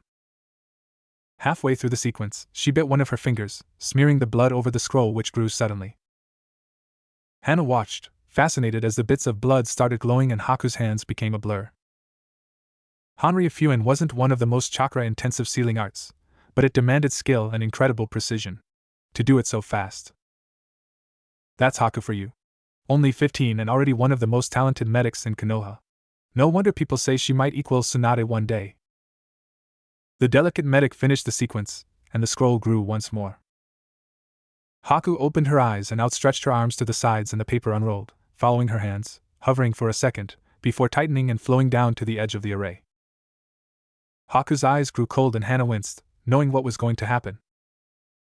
It was the third time she had seen this, and each time Hana could see how much it killed the girl inside to do it. Go. The pale medic whispered harshly. The array lit up for a brief moment, and Hana gritted her teeth as she heard Naruto hiss. But that was just a prelude. The seal started to smoke lightly at the edges, before lighting with a sinister, if muted, red light. Haku paled a little, but her fingers moved seals as the two smaller scrolls in the corners of the room unrolled, releasing some water that was almost immediately frozen. Hana knew that Haku could draw moisture from the air, but this was a better way. After all, she'll need the energy later on. The mirrors appeared, surrounding the array. Now Hana thought, grimacing. Damn it.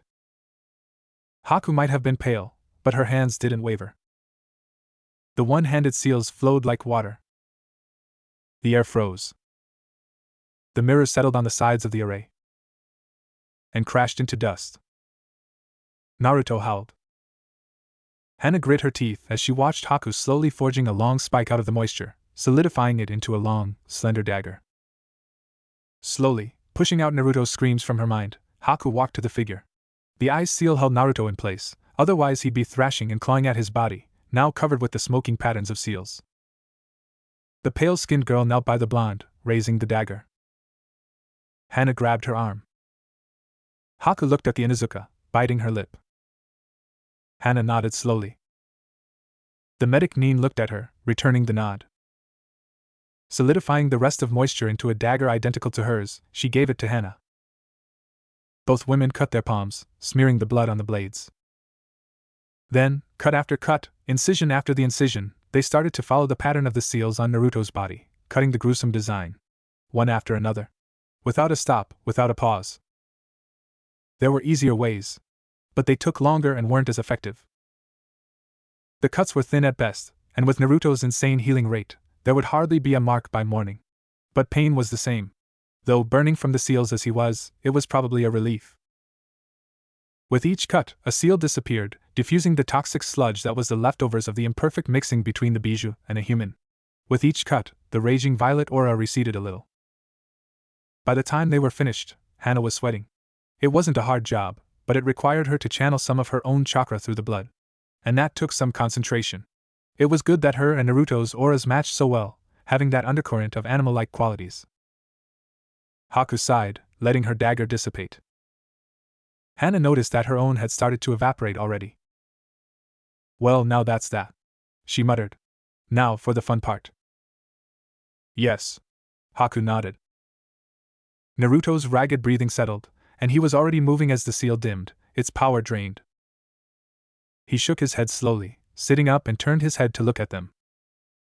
Hana licked her lips as his eyes widened, before narrowing as he saw them both. Haku already undid the sash on her yukata, letting it slide off her body, leaving her completely naked. Hana smirked, throwing away her shirt and kicking away her pants, following Haku. There was a side effect to the fast procedure. The large amount of purified chakra, the temporary blood link. Hana hissed, feeling her blood boil with desire and arousal. Potent stuff. And better than any aphrodisiac. They wouldn't have been able to resist even if they wanted to. The first time Haku tried out that procedure, Hana was caught in the backlash. They fucked like rabbits for several hours. Who knew that Hana's own bestial aura, mixed with Naruto's, could produce such an effect? But the procedure turned out to be beyond successful. It took only several minutes instead of an hour and lasted for months.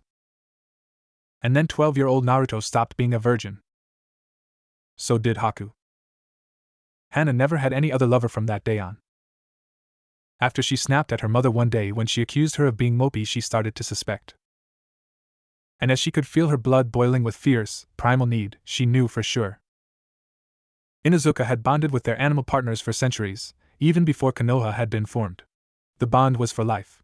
Though the human could get another partner if the dog died, the scar was left forever. And the dog simply died. From a broken heart. The centuries of symbiosis wrought changes. The dogs started to be far more intelligent, started to, in some cases, speak. Developed some strange powers. Humans became stronger. Fiercer. Their senses were as sharp as animal ones. They healed better, they were tougher and far more ferocious. One of the stranger things that came from the evolved bond was something called imprint link. Inuzuka married. Inuzuka loved. Like any other person. With one exception. Sometimes, when Inuzuka met a right person, their blood sang. Their senses went into overdrive. And the bond was formed. Small, tentative bond. But one for life. One that only got stronger. It was very rare. So rare that Hana ignored the first signs. Sometimes, possessing a fierce aura, Inuzuka reacted to equally fierce people. Naruto was fierce as hell when he cut loose. In retrospection, she knew she was fooling herself. They had the chemistry. Even when he was just a brat, they worked well together. Like a machine. No words, no mistakes. They just knew. Working with Naruto was like working with one of her dogs. Instinctive. Then the brat and his fucked up metabolism hit puberty. And Haku used that diffusion thing. Hana stood guard. Just in case. After all, Haku was good, but experimental treatments sometimes backfired, right? When that chakra was released well, she wasn't linked then. Not like Haku was due to her own blood used as a medium, or as she was now. But her blood sang. Her senses couldn't stop concentrating on Naruto. She had ripped the door apart then. And they spent rest of the night fucking each other senseless. And she knew. Oh, she tried to find reasons why she needed to check. After all, experimental treatment, right? With a bijou involved. Well, she checked all right. The second time, when they were returning from the mission, she almost bit Yashiro's head off when the ex-Hyuga came to her room to wake her up and found Naruto in Hana's bed. Or would have bit her head off, if she could have walked straight. Heh. Hana bared her teeth in an animalistic smirk as she stalked towards Naruto. Even as her blood sang and boiled with primal desire, her senses were screaming this along with another tune. Mine! Mine! Mine! It was weird that she wasn't ripping Haku to shreds, really. Inuzuka females that bonded in such manner tended to be intolerant towards rivals and instinctively violent. Somehow, in some odd way, Haku didn't register as a rival. Was it some odd side effect of that night, the first time around? She didn't know. But she didn't complain. With that freaky regeneration of his, Naruto had more than enough stamina for them both. And Haku smelled good. Like water in the morning, the breeze from the lake and slight scent of pine trees and ice. Yes. Hana stalked the blonde with a grin, a halfway mad glint in her eyes, teeth bared, growl in her throat. Isn't love beautiful? Pillows. Uh-huh. Haku raised her head from Naruto's chest lazily. We need more pillows, Hana muttered. Naruto's nice and all, but a pillow or two would be good. At least we have a blanket. Haku smiled, pulling the large sheet over them snugger. Yeah, that was some good thinking there. Hana propped her head on Naruto's shoulder. Without you, Naruto probably would live with bare walls, a cot or something, and would eat cup ramen every day. Aren't you tired of taking care of him? You take care of this large home you cook, you take care of him. You are our personal medic and a Konoha shinobi, aren't you tired? No. She shook her head. Besides, he takes care of me just as much. And that's good. Hana smiled. Somehow, you have to tell me just how a knucklehead like him found a lady like you. I mean, what has he done to deserve someone like you? What? Haku smiled softly, and there was something odd in her eyes that Hana couldn't quite place as she combed the sleeping Anbu's hair.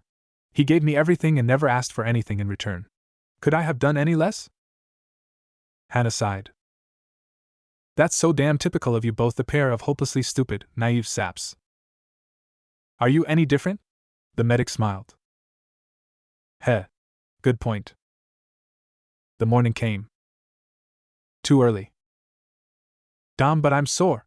Hana yawned, stretching as she walked into the kitchen. Haku just shook her head with a smile. Please sit, I'll have breakfast ready in a minute. Damn your morning perkiness, Hana grumbled, sitting by the large, low table. Seriously, first thing in the morning, and you're all chipper. Aren't you feeling even a little bit worn out? Tired? I wonder. The pale woman giggled. But it's good kind of tired, No arguing here. Hana stretched, moaning as the kinks in her back vanished. Still, it is damn illegal to be so perky in the morning. Honestly. I guess I'm just a morning person, Haku said, putting the bowls on the table. For? Hana raised an eyebrow. Why, there would be. Good morning, came the familiar deadpan from the side. Hana yelped and almost jumped from the table. God fucking damn it, Tenru! She howled. How many fucking times did I tell you not to do that in the morning? 145. Yes. That would be right. Tenru nodded, her eyes covered by her inky mane as always. Geez, Hana rubbed her temples. When did she get here anyway? She asked Haku with irritation. Morning. Yes. Tenru said before nodding. Morning is now, you fruitcake, Hana muttered. I guess it would be just after you came in, Haku said, tapping her cheek. And you didn't so much as thought about saying I'm in? Hana growled at the swordswoman. Tenru just kept staring. Right. Stupid of me. Damn fruitcake. The Inuzuka heiress sighed dejectedly. Why are you here anyway, Hungry. Haku's cooking delicious. The dusky-skinned woman nodded. Ah, thank you. Haku blushed. Tenru comes around every morning. She likes my cooking, I guess. Like. Very. Tenru nodded sagely, her face still expressionless. Geez, you damn freeloader. Every morning? Hana scowled. And you didn't even think of bringing anything all this time? You shouldn't get anything because of that. The swordswoman turned to her captain, her body tense. Haku's food delicious, she said forcefully, her ever-present sword appearing as if by magic in the taciturn woman's hand. I will eat. I'll fight you for it. Now? Hana blinked. Damn, she muttered. I guess you really are serious. Food. Serious thing. Yes. Haku's food most serious thing. Tenru said, nodding. Fight now or later? Hana shrugged. If Haku doesn't mind, I guess it's okay. She muttered. It is so nice to feel appreciated. Haku sighed happily. Yo. Naruto walked in yawning, like Hana clad only in a loose shirt and pants. At least as fit. Hey bitch, you've stolen my clothes. Again. So what? Hana sniffed him. You smell good. You reek. Tenru sniffed. Of her. She pointed at Hana. But you smell of her. She pointed at Haku. That is a good smell. Good night? Oh, you can damn BT it was. Hana smirked. He kept us nearly up to dawn. Tenru looked at Naruto, who just shrugged. Ah. Good. She nodded. Sexual tension bad. Makes you both angry. Yes. Then she calmly gone back to eating, stealing from Hana's plate. Hey! Stick to your own plate, you thieving fruitcake. Hana scowled, growling. The beef is mine. Can't keep it not yours, then? Tenru pointed out, calmly stealing another morsel. Why you? Hana rose. Please. Haku was smiling, but her voice was oddly chilly. No fighting during breakfast if you would be so kind? She said sweetly. Hana and Tenru froze, blanching. Crap. And Tenru, please don't steal. I'll give you a bigger portion, okay? Tenru's lips tightened a little, which meant she was scowling. Not as fun, she declared petulantly. Please? Tenro-san? Haku sing-songed, looming over the swordswoman, who shifted back a little, before nodding slowly. Thank you? Haku beamed. Hana just stared. I've seen this before, but it still amazes me, she said reverently. That girl is my hero. Oh, this is nothing, Naruto said, waving his hand dismissively. You should have seen her when she chewed out that jounin for screwing up last week. Now that was scary. Guy is almost 2 meters tall, built more solidly than Guy, and is as tough as they come. I thought he was going to cry before she was halfway done. Now that must have been interesting. Hana shook her head in amusement as she started eating. Heh. She doesn't know what back down means, does she? I'd like to say that I am determined, Haku said, sitting by the table gracefully. More rice, Naruto-sama? Please. He nodded as she scooped him some. Anybody spoke with Yashiro or Kyo? They will come by. Later. Tenru offered. At Masato Taicho's place. Yeah. Naruto sighed. We haven't been there lately, eh? Well, we've been busy. Hana muttered, chewing. Now we're on leave, so I guess Ryoko won't mind, right? Ryoko never minds. Naruto snorted. And I bet she'll chew us out for not coming earlier, too. Ugh, Hana hung her head. Please don't remind me. And I guess we can go and see Masato Taicho while we're at it. The blonde frowned. Yeah. I guess so. Hana sombered before shaking her head. Hey, what about if we hit the town and drink ourselves stupid after that? We always drink ourselves stupid, Naruto pointed out dryly. Then I guess we have to keep up the tradition, eh? Hana grinned. I'm game. Yes, said Tenru. Sure, why the hell not? Naruto shrugged. And I bet Yashiro and Kyo would be all for it, too. I guess I should come too, then. Haku sighed. To keep Naruto-sama and the rest of you out of too much trouble, if nothing else. Hell yeah! Hana smirked, rubbing her hands. We're gonna drink until we drop, Team 4 style. Haku just rubbed her temples with a sigh. I guess it is 5 hangover remedies to prepare for the morning then. She smiled as she watched the incomplete team's antics by the table. Honestly, those people and Naruto-sama, they are all the same. It was hard to believe that the people roughhousing by the breakfast like children were among the most effective killers in the ANBU ranks. So carefree. She smiled, looking at Naruto's smile. As long as he smiled and was there so she could walk by his side. The world was all right. Drinking, sure. Kyo nodded, rubbing his hands with glee. You're on. And we have that Kanao. Ow. Ow. The true sniper yelped as Yashiro grabbed his ear in a painful-looking hold. What? You're not getting into drinking contests with Mugen again, honey. Yashiro drawled lazily. The renegade nobleman opened his mouth. No. No means no, Han, Yashiro said calmly. And puppy eyes won't work on me, too. Forget it. Spoil sport. The sniper muttered petulantly. Last time was a goddamn fucking disaster. You're not getting us banned from another bar again. Yashiro smirked as she watched the pitiful-looking sniper hung his head sadly. Now, honey, she cooed, patting his head. It won't be so bad. Why won't the two of us? She lowered her voice, whispering into his ear. It took less than 2 seconds for a silly smile to appear on Kyo's face.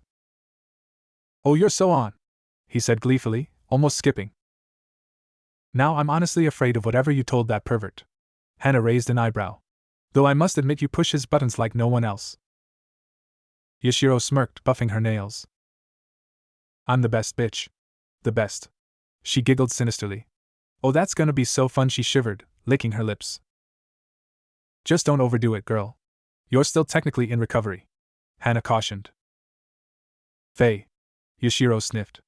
As if you're the one to talk, miss, I will screw my man till morning in Izuka.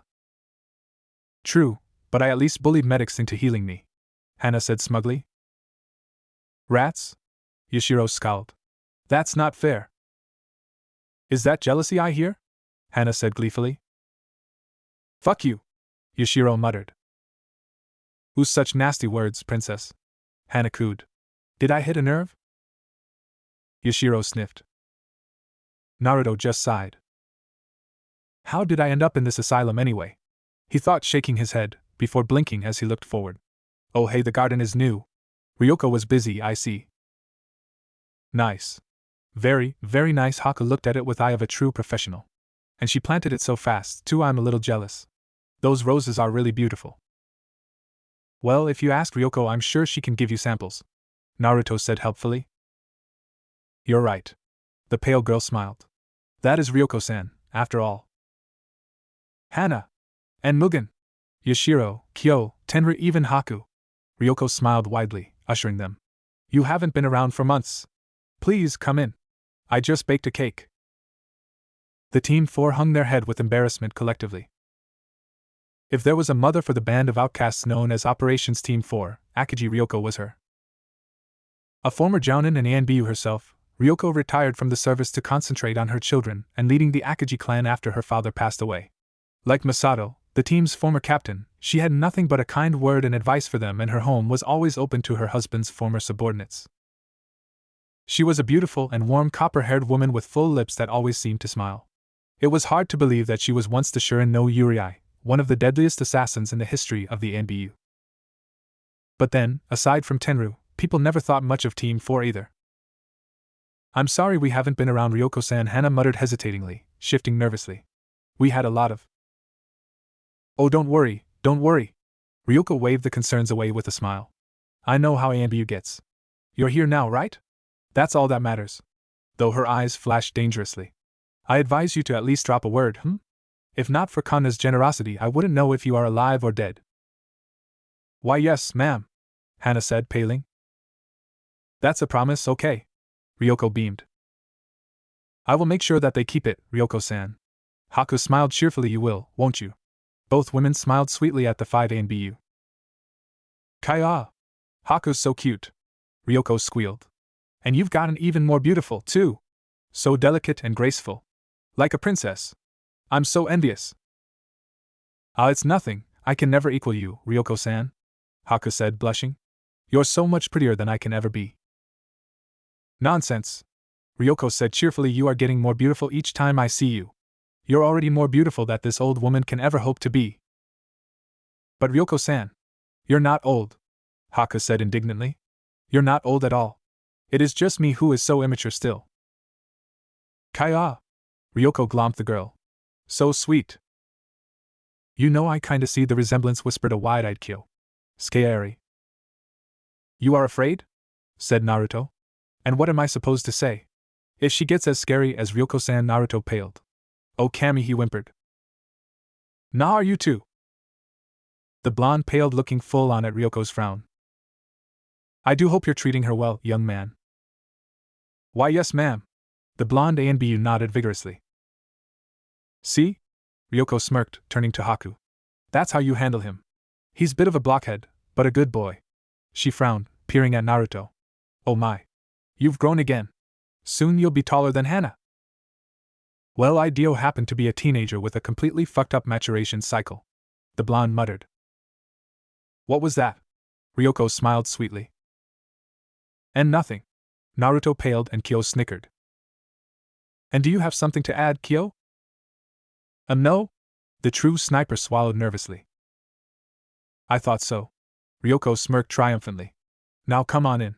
The cake should be all right and the kids will be delighted to see you after so long. And Hana. Hana laughed as the 6-year-old first part of twins, the long-haired Aoi, barreled into her. Hey there, Squirt. She chuckled, spinning the little girl.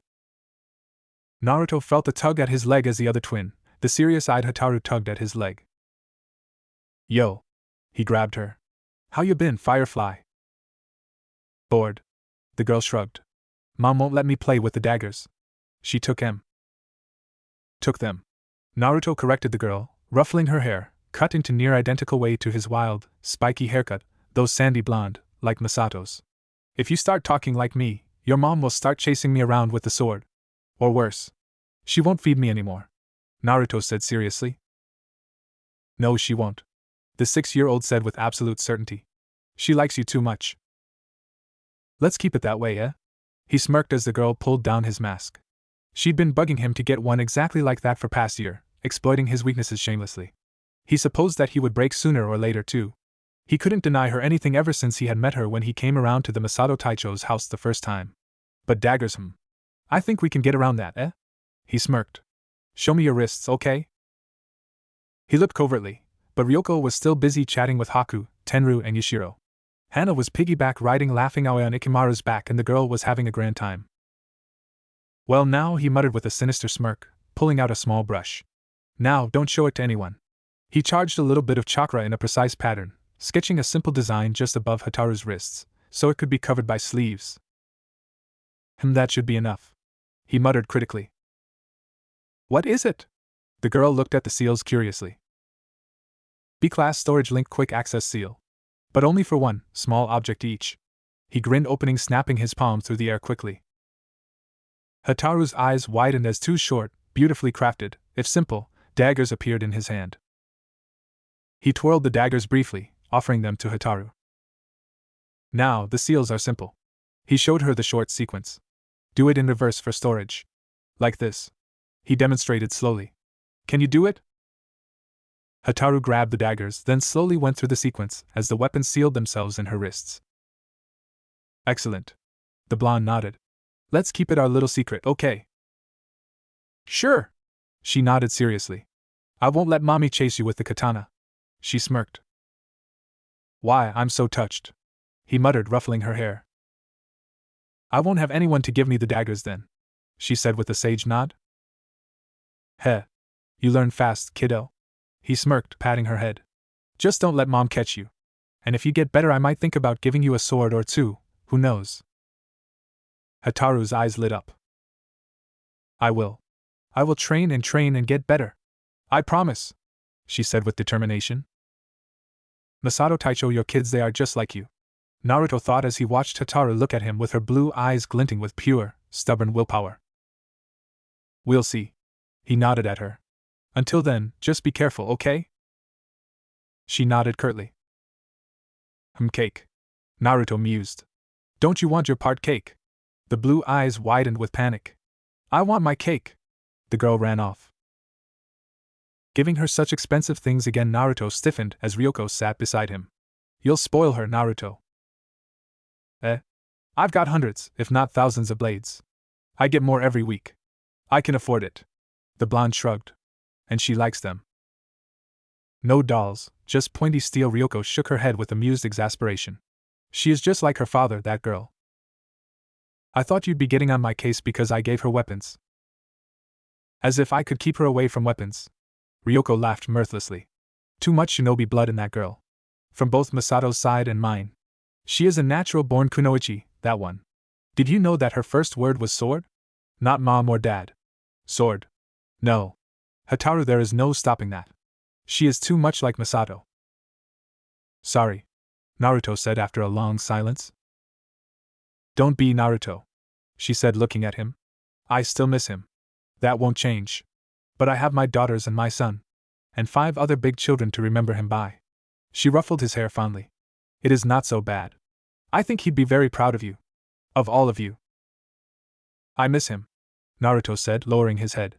And I know others do too. Masato Taicho, he was one of the kind. Yes, I know. Ryoko smiled gently. If he wasn't, I wouldn't have married him, now would I? She hugged the blonde. You know, I still remember the day when he brought that strange blonde shrimp here. That rude little boy in that comical mask and the uncomfortable set of Anbu armor. Remember him? She grinned. Not much has changed. The brat is still rude. The mask is still stupid. But she looked at him. I think the brat is a man and a shinobi Masato would be proud of. I know I am. She laughed softly. Konoha's Mugen no Ken, you've come far from that little angry outcast, Naruto. Well, I'm still an angry outcast.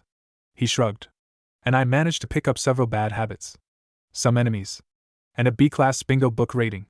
But otherwise, not much has changed. Outcast? Ryoko laughed. Oh my, Naruto, are you really? A team that would give life for each other in a blink of an eye.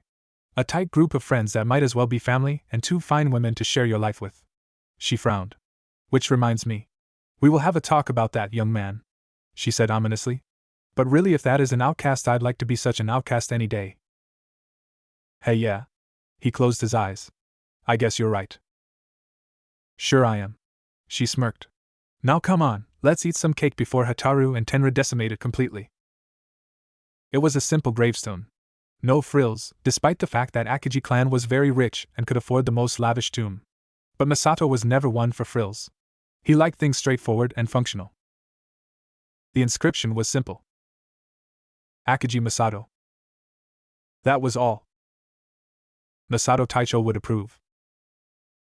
Masato Taicho Hana led the group as they stood in typical ANBU formation in front of the tombstone. We are here. We'd just like you to know. We are still here. Still together and doing well. We screwed up a little, but we are alive. Just like you taught us. We all returned alive. So don't worry. Just watch over us, please. They bowed to the tombstone. We swear, Hana said, looking at her soldiers. As Team 4, we solemnly swear. No matter what happens, Kyo picked up smoothly.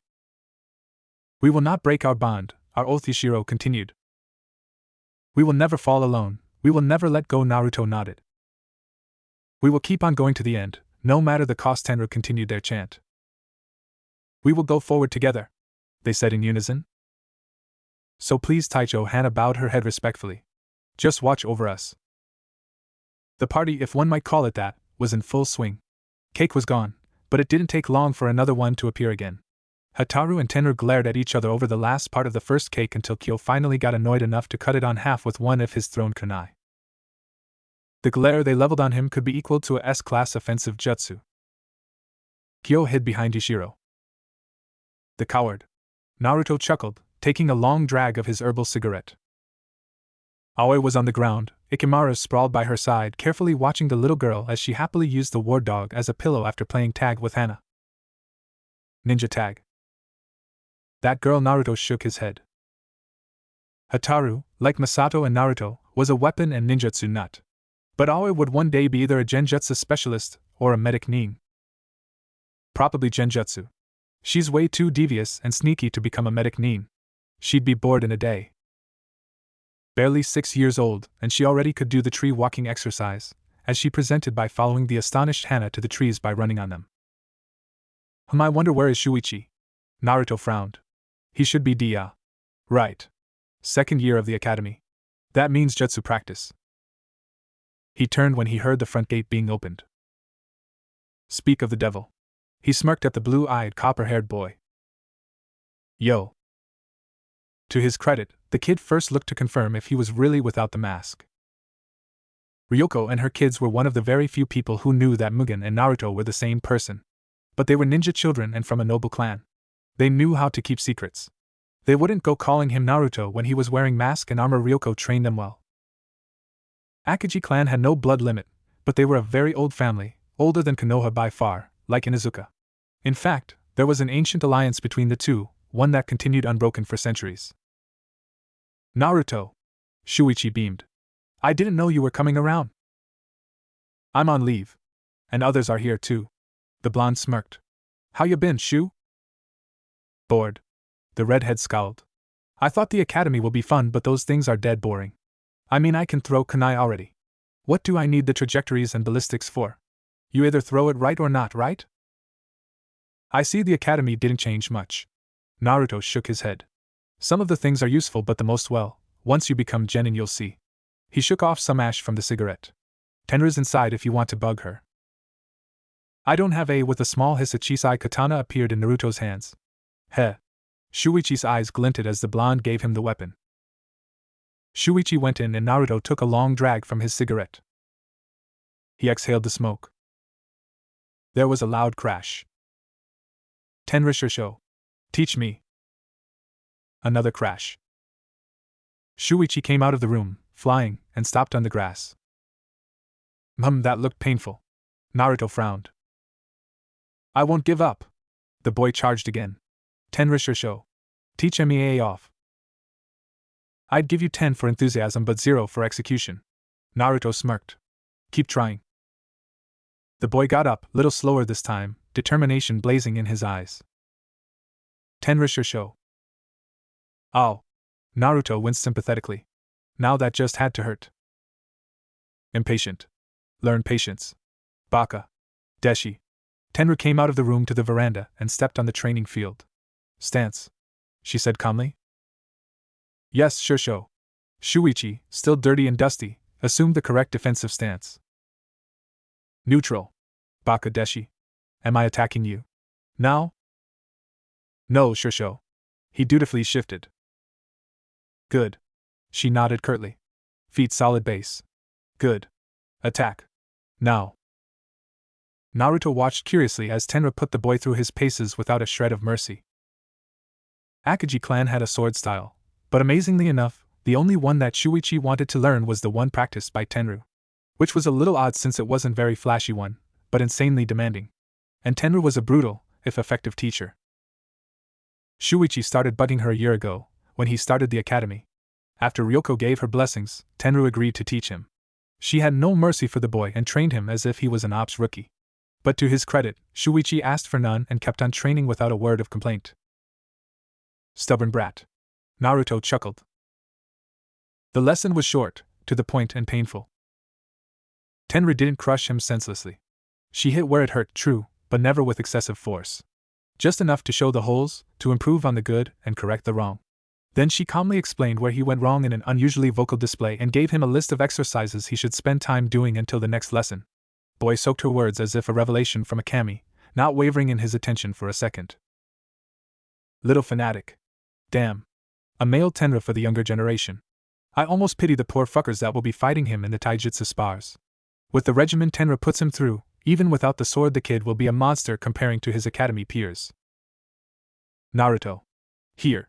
Tenra nodded to him. Me? What for? He raised an eyebrow. Sword is not an only weapon. Show him. Variety. She said curtly. Now? He protested. I've just eaten. Tenra just tapped her katana. If you want it so much, Naruto shrugged. Any rules? No external summonings. No assault ones. No mass summoning. Only to hand access ones. Close combat weapons. Sure. Want to tie my hands behind my back too? He said sarcastically, cracking his neck. I mean, that's inviting to get my ass kicked by you. Not. Sparring. Showcase. Of sorts. Varied weapons, varied ways of fighting. She took a loose stance. Go. All right. He threw the cigarette to the ground and put it out with his shoe. Let's do it then. By that time, all members of the small group walked out of the house to watch the presentation. Look well, Shu. Every weapon has different characteristic. Attack, defense, movement, and strategy. There is no such thing as a perfect weapon. But some things can get pretty damn close. Naruto grinned. Let's go, Tenro. He reached. And the weapon was there. 1, 2, 10, 50, hundreds. He lost count a long time ago. But he knew each of them. Could chose every in the split second. That's why he was the Mugen no Ken. His swords were not infinite. but they came pretty damn close. Katana was the first, appearing in his hand with a hiss. No seals. Once the Mugen no Ken was activated, it was unlike any other summoning in the world. Katana. Simple. Curved. Sharp. Cut. Occasional stab. He slashed at Tenru, who evaded nimbly. Good sword. But just a sword. A slightest of hisses only he could hear and Katana was gone, replaced by a nodachi. Nodachi. In essence a large katana. But it would be misleading. He made a sweeping strike on Tenru, who swayed out of it. Balance, power and speed completely different from a katana. Another hiss. Yari. He twirled it in his hands, a deceitful and blurring path of attack. Seems simple, doesn't it? But it has reach. Power. Speed. He thrust at Tenru, who ducked. Disadvantage? Tenru closed the distance, touching Naruto's throat. Opponent cuts the distance, you're toast. Yari went away. Another hiss. And now we're going exotic. Axe. Powerful. Slow. In right hands, however? Deadly as hell. And so it went. Kodachi. Wakizashi, Claymore, Samshire, Trident, Halberd, Battleaxe, Moonsword, Jien, Katter, Naginata, Dideo, Kwandao, Chakram, Dagger, Kanai, Dart, Samban, Kukri. One after another, they blurred in his mind. Some he had mastered. Some he never did. Some he knew in passing. But he had them all. Infinite Sword. Fei. I should be called Walking Arsenal rather. Mugen no Ken was a complete accident, which he secretly blamed the stupid Shiki Fujin and Kyubi for. Instead of unsealing a weapon, when he was half delirious from chakra overburn, he somehow ended turning it into a very odd summoning. He could add weapons to it, but once it was there, he could never get it out permanently.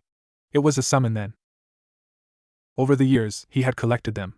A lot of them. Swords, he had almost every kind of blade that ninja used, even one of the Mist 7 monster swords. And far less, but still plentiful examples of many other weapons, from kunai to such archaic things like spears and bows. Though Kyo would probably get offended if I called the bow archaic.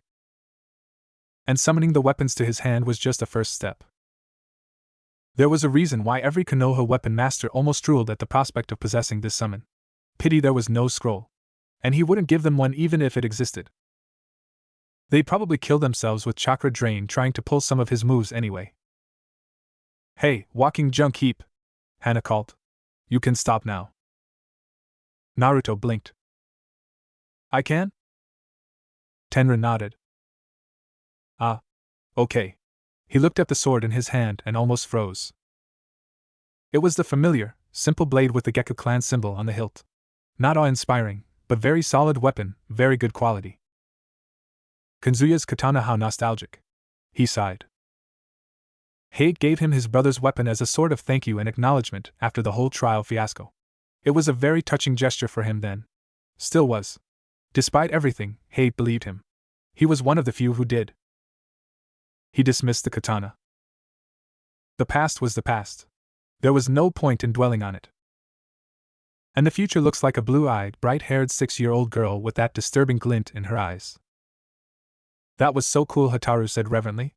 Naruto and I-san, please teach me that uber cool, super awesome jutsu.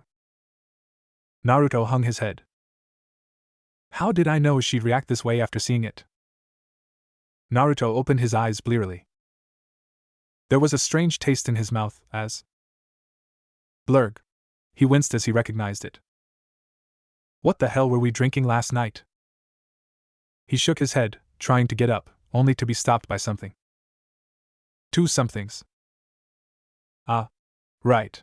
He gently unhooked Hana and Haku's sleeping forms from himself. Out like a light. Damn. That was some potent stuff. From the snores he could hear from the room on the side, he guessed Yashiro and Kyo didn't go home and collapsed here as well. He dimly remembered Yashiro starting some bawdy drinking song as they swayed and practically crawled back to the compound. He didn't envy them the hangovers. If he actually felt what he drank the day before. Heh. They're gonna be zombies till the late afternoon. If they don't sleep through the day. Stretching, he walked out of the room silently. Not that I need to be silent. No way they're waking up before noon still, force of habit was hard to break. He walked to the washroom, grabbing the towel and some clean clothes on the way. Good morning. He stiffened, before relaxing and turned to the side. True to form, Tenru was sitting in the large washtub, tea in hand. "Mornin'," he muttered, throwing off the dirty clothes. Being naked around his teammates, women or not, was no big deal. It took some getting used to, but after 3 years they've seen each other naked so many times it was a norm. Field poison decontamination and several other procedures have that effect. "I'm amazed you're up. And coherent," he said, sitting in the hot water with a groan. "Couldn't drink as much. Meds," she explained. "Made me speak like a moron, too." "Really?" he smirked. "Didn't notice." Tenru glared at him. He knew she was glaring. It took him 2 years, but he finally cracked the secret, even with her eyes hidden behind the hair. "By the way, you tried singing again," he said cheerfully. She froze with mortification. "What?" "I can now admit that Kyo getting pissed drunk and trying to throw burning matchsticks at a paper wall to make a smiley, trying to serenade Yushiro and pelting the barman's bald head with grape seeds to watch if they stick isn't the stupidest way you can get us banned from the bar. Your singing took the cake," he exclaimed gleefully, "but I admit, watching those people run was amusing as hell." Tenra hung her head. "Ever thought of making an offensive jutsu out of that?" Naruto frowned thoughtfully. "I'm pretty sure windows were cracking at one point. Would have made a hell of an attack, you know." "Don't push it," she growled. "I mean, really. Damn effective it was." He nodded sagely. "I will show you effective," she hissed, reaching for her ever-present sword only to freeze as her arms were immobilized by 4 swords, 2 around her arms each, while 2 nasty-looking swords held by Naruto himself were on the sides of her neck. If she so much as breathed deeply, they'd cut her. She knew that. "Fast." Her lips twitched in a smile. "You're getting better." "Nah. You're just hungover." He shrugged, and with a barest of hisses the swords vanished. They continued to soak in silence for a long while. "Kanna gave me the papers," he said after a while. "We know," Tenra said curtly. "Ah." He nodded lazily. "Good. So how about it?" "Hannah scheduled cross-training. We are starting as soon as the medical leave ends," she said simply. "Heh." He closed his eyes. "Who would have thought Masato Taicho would be happy as hell?" She nodded. "Got more tea?" he asked lazily. She pointed at the kettle near the tub. "Thanks." He grabbed a clean mug, pouring himself some and taking a sip. It was exquisite as always. But Tenra's always was. "Regulation 1 or non-regulation 1? He mused, eyeing the uniform, before smirking. What do I care?" He grabbed the simple shirt, black Anbu pants and the simple jacket, putting them on quickly. A kunai holster, a shuriken pouch that he could summon hundreds of them didn't mean he couldn't carry some just in case. A pair of gloves, sturdy boots instead of sandals, the mask, and he was good to go. He slipped the cloth over his face. "Well, let's go and see what the old man wants." A brief shunshin later, and he was off, as the lines blurred around him. I love shunshin after the kyushin. Clean. Crisp. Just like it should be. He came to a stop on a roof before engaging in another. Shunshin was generally useless as a battle technique. It had so many limitations it wasn't even funny. But for quick transportation it simply couldn't be beaten. Almost. There was one single technique that was far better. And it could be used for battle as well. The Hiration. Only so far people who tried to replicate it either failed or killed themselves. Damn shame. I wonder if there are some notes left by the Yandame, maybe I could try it. Tsunade said that Jiraiya helped Yandame to develop the Hiration. Maybe he knows something? Worth a try. Though I'd have to track him down first, but I'll have to think about it. He linked another shunshin, getting into another as soon as the second one ended. Not many ninja could do it like that. Even less could handle it like he did. Nothing like rapid regeneration, He stopped in front of the familiar door to the Hokage Tower and walked in. "I'm here to see the Hokage. I have an appointment," he said to the secretary who looked through her notepad. "Just a moment, Anbu-san," she leafed through the papers. "Mugen Operations Division Lieutenant, right?" She looked at him. The blonde nodded. "Go right in, Sarutobi-sama is expecting you." He nodded again, walking in. The old Hokage and the young Anbu looked at each other for a long moment. Sarutobi was the first one to break the silence. Good morning, Naruto. The young man nodded. You are feeling well, I hope? Has the process gone smoothly? Haku is very good at what she does, the Anbu said simply. That she is. The old man smiled thinly. And I imagine young Inuzuka heiress' presence helped. Naruto stiffened. Now, Naruto. I might be old, but I am the Hokage. The old man leaned into his chair. Did you really think that having close relations with your commanding officer and heiress to one of Konoha's noble clans would remain unnoticed? So? The blonde said warily. Oh, nothing. The old man waved his hand dismissively. As long as it doesn't affect your performance in the unit, I see no reason to interfere. I wasn't always old, you know. The young Anbu remained impassive. Same as always. You have changed so much, my boy. Sarutobi thought sadly. Where is that bright urchin screaming Hokage? Hokage, endlessly? Pull down the mask, please. And sit down. Naruto gritted his teeth, but complied. It was not a request. They both knew that. He sat down, rolling the mask, leaving it as a headband on his brow. Still hiding behind it, Sarutobi shook his head. 3 years of service, and people only know your mask. But not your face. Are you really okay with that? Being Mugen and not Uzumaki Naruto, I mean? Both are the same person. But people like Anbu better than they like Jinchuriki. Naruto smirked. Or have you forgotten Hokage-sama? Sarutobi sighed heavily. Still bearing a grudge, one thing that didn't change is your stubbornness. I didn't call you here to dig up old grievances, Naruto. I have a mission for you. One that only you can perform. I'm on leave, you know that, the blonde said, rising an eyebrow. And I have the 3 months of cross-training courses to go to after it. You approved them yourself. Cross-training courses? Hokage raised an eyebrow. You don't need those, Naruto. We both know it. Your counter-genjutsu skills are actually B-class, and because of your condition, you have underwent an equivalent of C-class medical course already. Only thing needed is medical division's approval, which is little more than a formality for you. So in essence, you have 3 to 4 months of leisure. Well, you are the one saying I need a vacation every time I see you. The young Anbu shrugged. I can think of a multitude of things I can spend my free time on. With so much back pay I almost don't spend yet. No problem. He smirked. I can imagine, the Hokage said dryly. But sadly, whatever you have you'll need to reschedule. Here. He gave him a folder. Read. Naruto grabbed the documents, opening the red-marked folder. His eyes went through the initial material, widening as his mouth tightened. Here it comes, Sarutobi thought tiredly. No, the blonde said coldly. I'm not doing it. Naruto, please do reconsider. You are the only one who see. No means no, Hokage-sama, Naruto said, gritting his teeth. And you can't make me either, since this is not an Anbu mission. Meaning I have an option to refuse. And I'm taking it. No. Naruto. Sharingan is vital to Konoha, the Sandaime said calmly. Moreover, Orochimaru can't get his hands on it. And we know for a fact that he craves it like nothing else. You've been to one of the laboratories during a mission a year ago. You know what he is capable of. If he gets his hands on the last loyal Uchiha, the consequences can be disastrous. So? Naruto shrugged. You don't need a third-rate nin like me who can't keep his emotions in check to watch the Uchiha. Sarutobi flinched. Especially if you have your number 1 jounin watching the brat. Naruto smirked. Or are you not sure that Hatake Kakashi, the great copy nin, the legend, the top Konoha jounin can't watch one genin? It is more than that. Sarutobi frowned.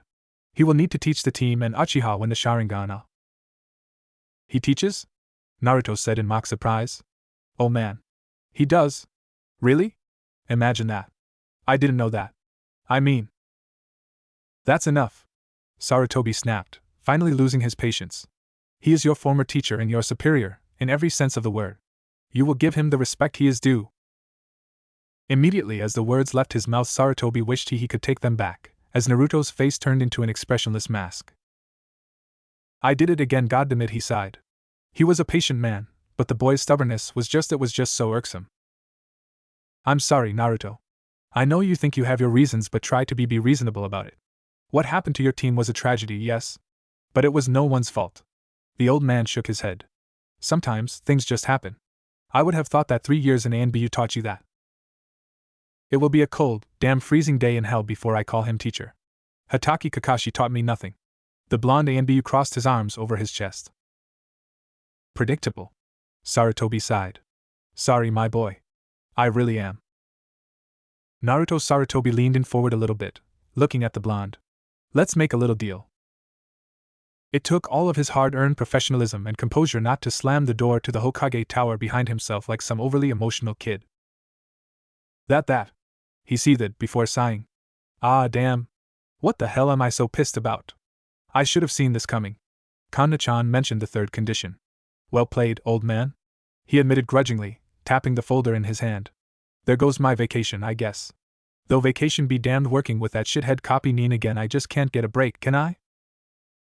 He sighed tiredly, lighting a herbal cigarette. He didn't need one so early after Kyushin, but after almost 3 years of smoking them, he more or less got addicted. And getting a small dose regularly was better for his system overall. Even one freshly purged. Damn it. He glared at the folder. This is so fucked up.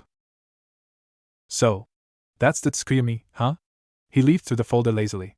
Strange. If this is an S-class genjutsu with side effects like that, why isn't the Uchiha getting regular counseling? He didn't remember Sasuke much from his time in the academy, aside from the fact that all of the teachers almost drowned the brat in praise for his achievements, and reminding everybody how great the noble Uchiha Sasuke was. How good were his scores compared to the mediocrity of the rest of the students? Top rookie. Bet he's all proud of that too, the little shit. Naruto smirked. Oh, are you in for a fucking wake-up call, brat? From his own experience, he knew that most of the top rookies and geniuses got a very rude surprise in the real world. Leading the academy, they were used to praise, used to getting their own way and being the top of the food chain. Overestimation of their own abilities usually followed. And then reality came knocking, and suddenly the genius found himself a tiny fish in a really big sea full of sharks. That was the reason Neens with seemingly mediocre scores did better overall, and had higher survival rate in general. Question everything. Never assume. Always at least try to check when you have the opportunity. It was one of the first rules Masato Taicho taught him when it came to combat, and it had saved his life numerous times. So you ended with slight, okay, more than a slight paranoia. But you at least lived long enough to have that paranoia. Commendable faith in his own abilities. What is this shit? He scowled. Is the guy writing this report going for the most euphemisms in one psychological evaluation report? This is arrogance and extensive ego, right here. What the fuck is this supposed to be, a report or glorification of the great Uchiha Scion? What a pile of garbage. He leafed through pages. High combat ability Kanai is potential for blah blah blah shit. Shit. Trash. Garbage. More trash. Ninjutsu level what? Oh, you gotta be fucking shitting me. So the brat can perform Gakyaku no Jutsu and he suddenly gets C-class ninjutsu ability? Hello. Gakyaku is straight C-class, but it needs little to no control. It is just concentrating expelled chakra in roughly one shape. Any genin can do this. Hell, any last-year academy student would be, if he was taught. An extreme perceptive Skio know now that just beyond retarded. Uchiha have one of the largest katan-type jutsu libraries in the village, save maybe the Konoha archives, you moron, and he has an unrestricted access to them. Which, by the way, is fucking stupid. What kind of fucking sunblinded, Uchiha-obsessed idiot wrote this? He snorted, going through several pages, until halting as he came to non-academy reports.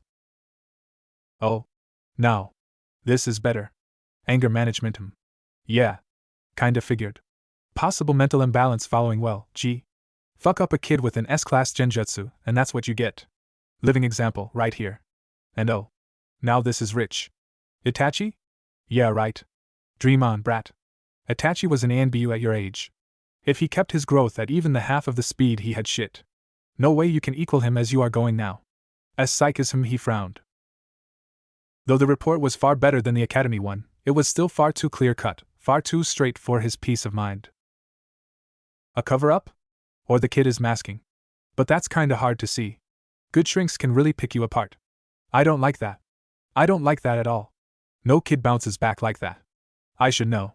He sighed, lighting another cigarette. Why do I have a feeling this shit will be more trouble than it's worth? He closed his eyes as a pair of cool hands gently started to massage his back. Good morning, Naruto-sama. Haku embraced him, whispering to his ear. Are you feeling well? More or less. He said lazily, enjoying the young woman's expert touch. And you? Waking up was a little rough. She chuckled. Hannah was a little disappointed you weren't there. I'll make it up to you both later. As you wish. She peered over his arm. A mission file? She frowned. Weren't you on leave? It's not an Anbu op. More like a favor for the Sanding. He grimaced. Naruto-sama, you need your rest, she said unhappily. Hokage-sama shouldn't put you in the field, and he knows it. Why the? Not field, he said lazily. Just a crappy bodyguard job. So I can see, she muttered, picking up one of the reports before freezing. Oh. He makes you work with that man? She said, her voice chilly. Damn it, he sighed. People looked at Haku and saw the beautiful, gentle, and kind young woman, a medic nin who saved lives. But there was a reason even Anbu were very careful around her. When people saw her rank, they thought she got the Tokubetsu Jounin for medical achievements. Her skills were that level. But her rating was pure combat 1. Or rather an assassination 1. Ironically, despite her occupation as an Anbu medic, her Anbu file mentioned assassination specialist first. There was a reason for that. Beautiful, kind, graceful, and warm, she was all of those things. He knew best. But under that veneer slept a cold, ruthless, and terrifyingly efficient killer. A cold, ruthless, and very protective killer. Easy. He got up, embracing her stiff body, which melted into him. I took it on my own. Not without some prodding, he said with a brief scowl. But on my own. I hate the bastard, but once I do that, I won't have to work with him ever again. I'm sorry, she muttered into his neck. I know. He smiled, grasping her chin. But don't worry. Things aren't the same like back then. This time, it will be different. So let me handle it, okay? As you wish, her hands closed into fists, a coldness returning briefly. But if he so much as toes out of line, that man. Naruto smirked. I almost pity you, Kakashi bastard. I honestly do. Almost. I don't like this. I don't fucking like this at all. Hannah scowled. You already said it. Haku said it. Yushiro said it.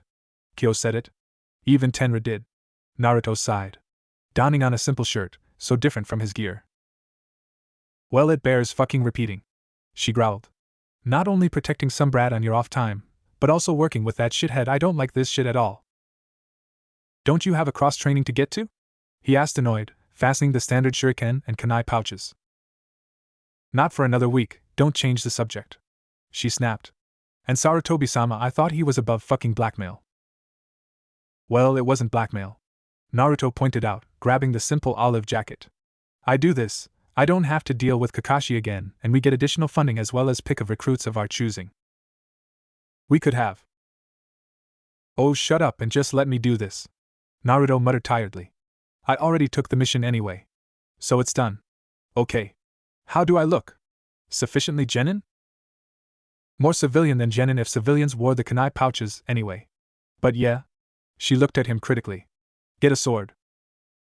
What for? He raised an eyebrow. Well, unless you want to use the Mugen no Ken, she shrugged. Point. He sighed. He was so used to having every one of his weapons on hand that even the thought of limiting himself was annoying. The things I do for the sake of that stupid mission, he muttered with disgust. Now what should I? His mind went through several choices until he had an idea. Heh. He reached, summoning the familiar moon-branded katana. Hello, Jujin? He muttered with a smirk, summoning the sheath. Like katana, it was subtly marked with the Gecko clan symbol. Kanzuya's katana, huh? Hannah sighed. Cruel bastard, aren't you? She smirked. I approve. Just making the great copy nin remember a little. Naruto sheathed the katana. We were, after all, his first team. It wouldn't do for him to forget his first genin team. Bastard to the core. She smiled fondly. I knew I loved you for something. He gave her a sideways glance. I see my charm won you over then. What charm? She snorted. Naruto, you've got no charm. You are borderline paranoid Anbu with issues, bottled up anger and mouth that works faster than your brain. You're a first-grade asshole and borderline psycho. Harsh. He muttered, raising an eyebrow. Complaining? Oh hell no. She laughed, embracing him. You may be a psycho, but you are my psycho. She bit his ear lightly. And don't you dare to fucking forget it. She murmured into his ear fiercely. I'm used as a chew toy by an overpossessive Inuzuka woman, Naruto said dryly. I feel so loved. Now this is nostalgic. This place didn't change a bit. Naruto walked through the academy halls. Ah, the hallowed halls of learning, the best memories of my childhood, ha. As if. He put out the cigarette, uncaring of the pristine floor, looking at the office doors. 28, 29, 30, 31, 32. Here it is. The blonde walked through the partially open doors. Whatever it is, it can wait. I have a class to Yumino. Iruka trailed off, looking at the young shinobi. Naruto, he said after a long silence. It had been a long time. Not long enough. Naruto shrugged. I'm here for the Team 7. I know. Hokage-sama already informed me, the Chunin said curtly. Good. Where are they? Classroom 9, the ground floor. They should be waiting for their Jounin sensei to pick them up right about now. As if that bastard will come on time. Naruto snarled mentally. Sandame told me you've got my paperwork. Yes. Iruka opened a drawer, withdrawing a small folder. Here it is. That's all? The teacher nodded. Good. The blonde turned on his heel, walking out. Naruto. Naruto halted, turning to the Chunin. Iruka's face was expressionless, but there was no mistaking the tone. Good luck, he said in a subdued tone. Luck? Naruto raised an eyebrow mockingly. There was a team once that needed luck. They got one of the worst deals possible, he said emotionlessly. If that's the luck you're referring to, I don't want anything with it, Yumino-san. Iruka flinched. Besides ninja who relies on luck? Not much of one. The genin snorted. But if you don't know that, no wonder you never made jounin. Naruto turned to the door. Keep your luck. I'd rather rely on skill. Not that you know anything about it. He walked out briskly. Iruka closed his eyes, sighing tiredly. This could have gone better. Not even 10 minutes and I'm already like that. Naruto shook his head. Getting some petty revenge on one stupid Chunin, how petty can you be? And this guy isn't even worth it. He grimaced. This place, it makes me sick. He opened the door, scanning the classroom. True to form, every genin team was already out, save the 2 genin candidates. The black-haired boy was sitting on the end of the classroom, his face a stony mask, while a pink-haired girl was sitting on the edge of the seat, inching towards him with a blush. Well, the Uchiha princess is here. Who's the little fangirl, though? She seems familiar, Naruto mused, walking in. Yo. He raised his hand lazily. You're Team 7, right? The girl snapped her attention from Uchiha for a second, while Sasuke just looked at the blonde with impassive face. What is it to you? I'm here as the 3rd team member. He sat on one of the tables. Uzumaki Naruto. Uchiha Sasuke. The black-haired noble said curtly, frowning. This guy, he is kind of familiar. Harino Sakura. The pink-haired girl introduced herself. Iruka-sensei told us we'll be having somebody joining us. I'm sorry, but have we met? She said hesitatingly. You just seem kind of familiar. So that's why she seemed so familiar. Naruto thought. Now I remember her. Yamanaka girl's little tag-along with a big brain and zero confidence. And apparently an Uchiha fangirl to boot. Damn. We've met, he said curtly, pulling out a cigarette. This is a non-smoking area, the girl said. It is? He lit his herbal concoction. Really? I didn't know that. Well, there's a plaque. She trailed off. So would you mind? She gestured to the cigarette. Oh, you want one? He blinked, pulling out his box. No. Her eyes narrowed.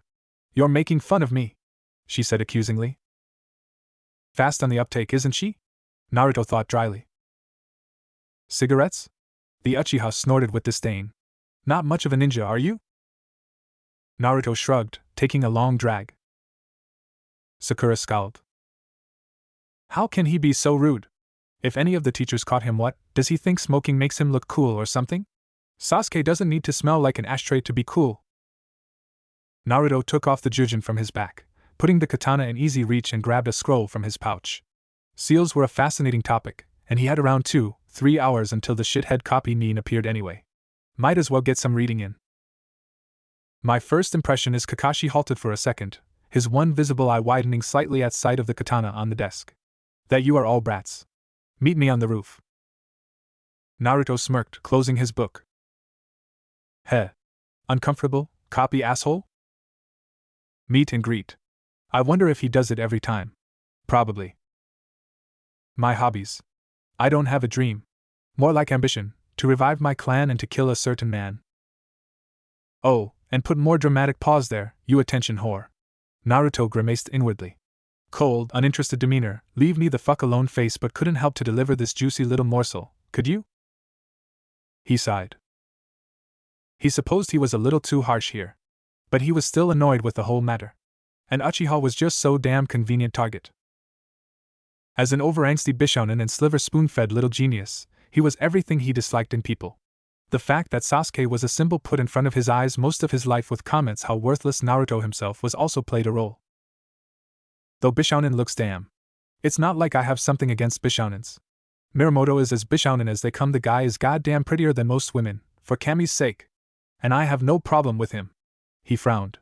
Though the fact he kicks ass left and right and is as easygoing as they come probably helps. He decided, thinking about his fellow ANBU lieutenant. Naruto. Your turn. Uzumaki. The blonde looked at the copy Nin. And what for? You already know me so well, don't you? He said sarcastically. They don't. The copy Nin said curtly. Don't be difficult, Naruto. Just do it. Uzumaki Naruto. 13. I like weapons, my friends, my girlfriends, cigarettes and ramen. Dislikes are people who overestimate their abilities and can't admit their own mistakes. He smiled at Kakashi thinly, and the copy Nin just sighed. Dream? To remain with my friends, I guess. I don't have any particular goals beside getting better. Now that the formalities are out of the way, I will tell you something, Kakashi began. Naruto rolled his eyes. I knew it, he's got that whole routine memorized. It's exactly the same like the one 3 years ago. Geez, at least go original, you lazy asshole. So, Sandaime sent you? Kakashi looked at him, his visible eye apathetic. So it seems. Naruto lit a cigarette. Cigarettes? I see you've gotten another bad habit. The copy Nin sighed. As long as you remain under my command, I want you to stop. Oh, do you? Naruto exhaled the smoke slowly. And why is that? It cuts your battle ability, and the smoke can be felt from the distance. The copy Nin said curtly. Besides, aren't you a little too young for that, Naruto? Uzumaki. Naruto took a drag off his cigarette. I think I told you not to call me in such a familiar manner, Hataki. If I'm old enough to die for this village, I'm old enough to smoke. Not under my command, Kakashi said simply. Command? Naruto chuckled. And whoever said that I'm under your command, Hataki? Sandaime assigned you to help me watch over Uchiha Sasuke. That means you are even more of my subordinate than the rest of Team 7. The copy Nin shrugged. Actually, bastard, I'm not here to help you at all. You are to lead Team 7 as normal and concentrate on teaching them. Watching over the emo boy is my job. If anything, you are to help me. This is ridiculous. Hataki's eye narrowed. You are a genin, I outrank you several times over. The spot was secluded, and he knew for a fact that there was no one around or his diagnostic jutsu would pick them, so.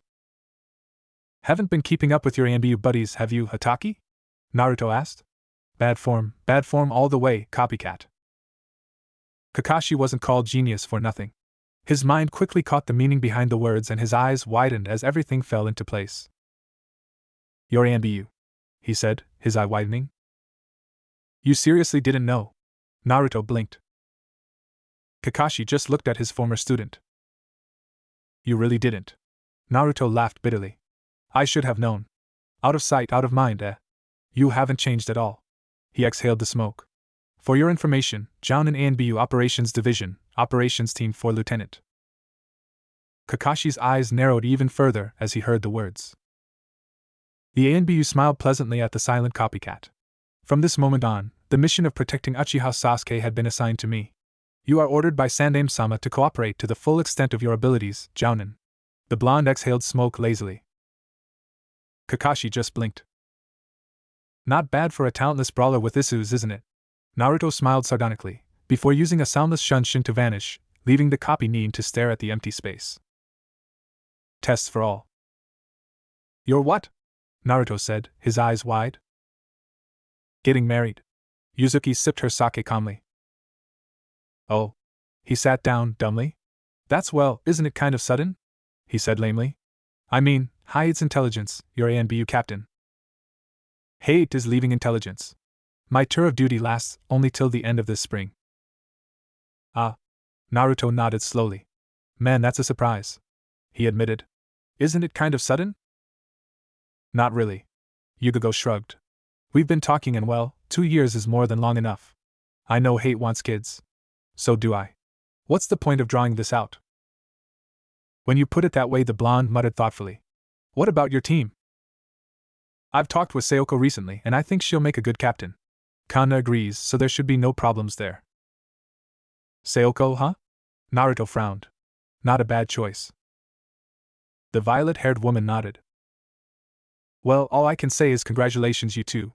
The blonde smiled. Damn. I still remember your first meeting, who would have thought? Yugo blushed lightly. We promise not to speak of this again, she hissed with embarrassment. But it was such a foo. Not a word, Uzumaki, she growled. Okay. He raised his arms apologetically. Not a word. I get it. They sipped their sake in silence, until Naruto opened his mouth, only to stiffen and relax immediately as a shunshin ended. Naruto, coughed a bewildered Hate. Lost your mask? Actually, I'm incognito, the blonde said dryly. So I left my face home. Ah. The sick-looking man coughed again. Hate, I love you like a brother, but please, for Kami's sake, go to Haku and get something for that chronic cough. Why? The man coughed again. Because it's damn annoying? And to end up with those cigarettes of yours? No thank you. The jounin sat next to his fiancée. First off, cigs were not Haku's idea, but Tsunade's. The blonde pointed out. And you've got that chronic cough thing going. I doubt she'd give you high-level chakra stabilizers for that. I'll pass, he coughed, eyeing the katana. I see you have it with you. Naruto blinked before grabbing the sword. Sorry, he muttered, getting ready to store the weapon back. No. Hate grabbed his hand. Don't.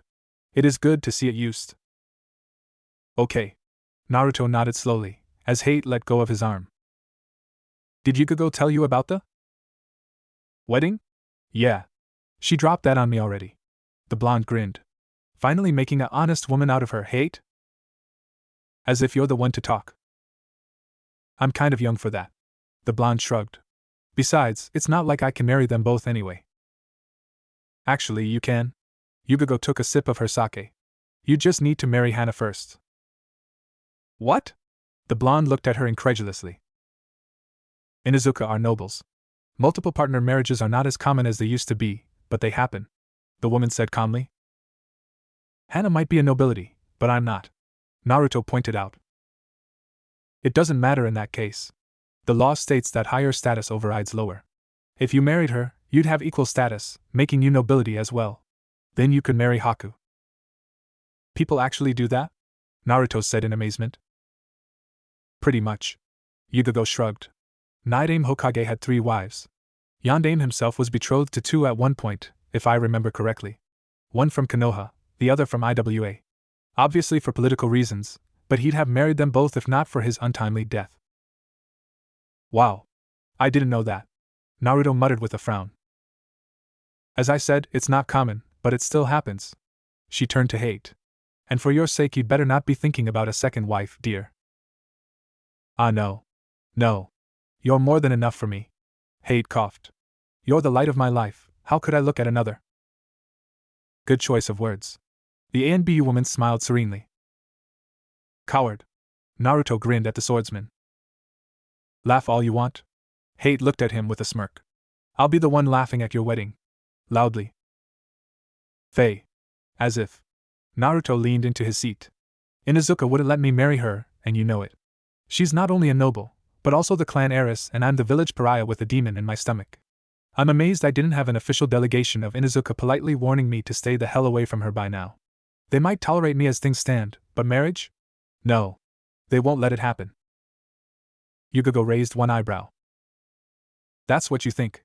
She thought with an inward smirk, remembering her last outing with Sim and their casual conversation. Almost too casual. With far too many questions about a certain blonde. Personal ones. That's what you think. Anyway. Hade coughed. How about being my best man? Naruto blinked owlishly.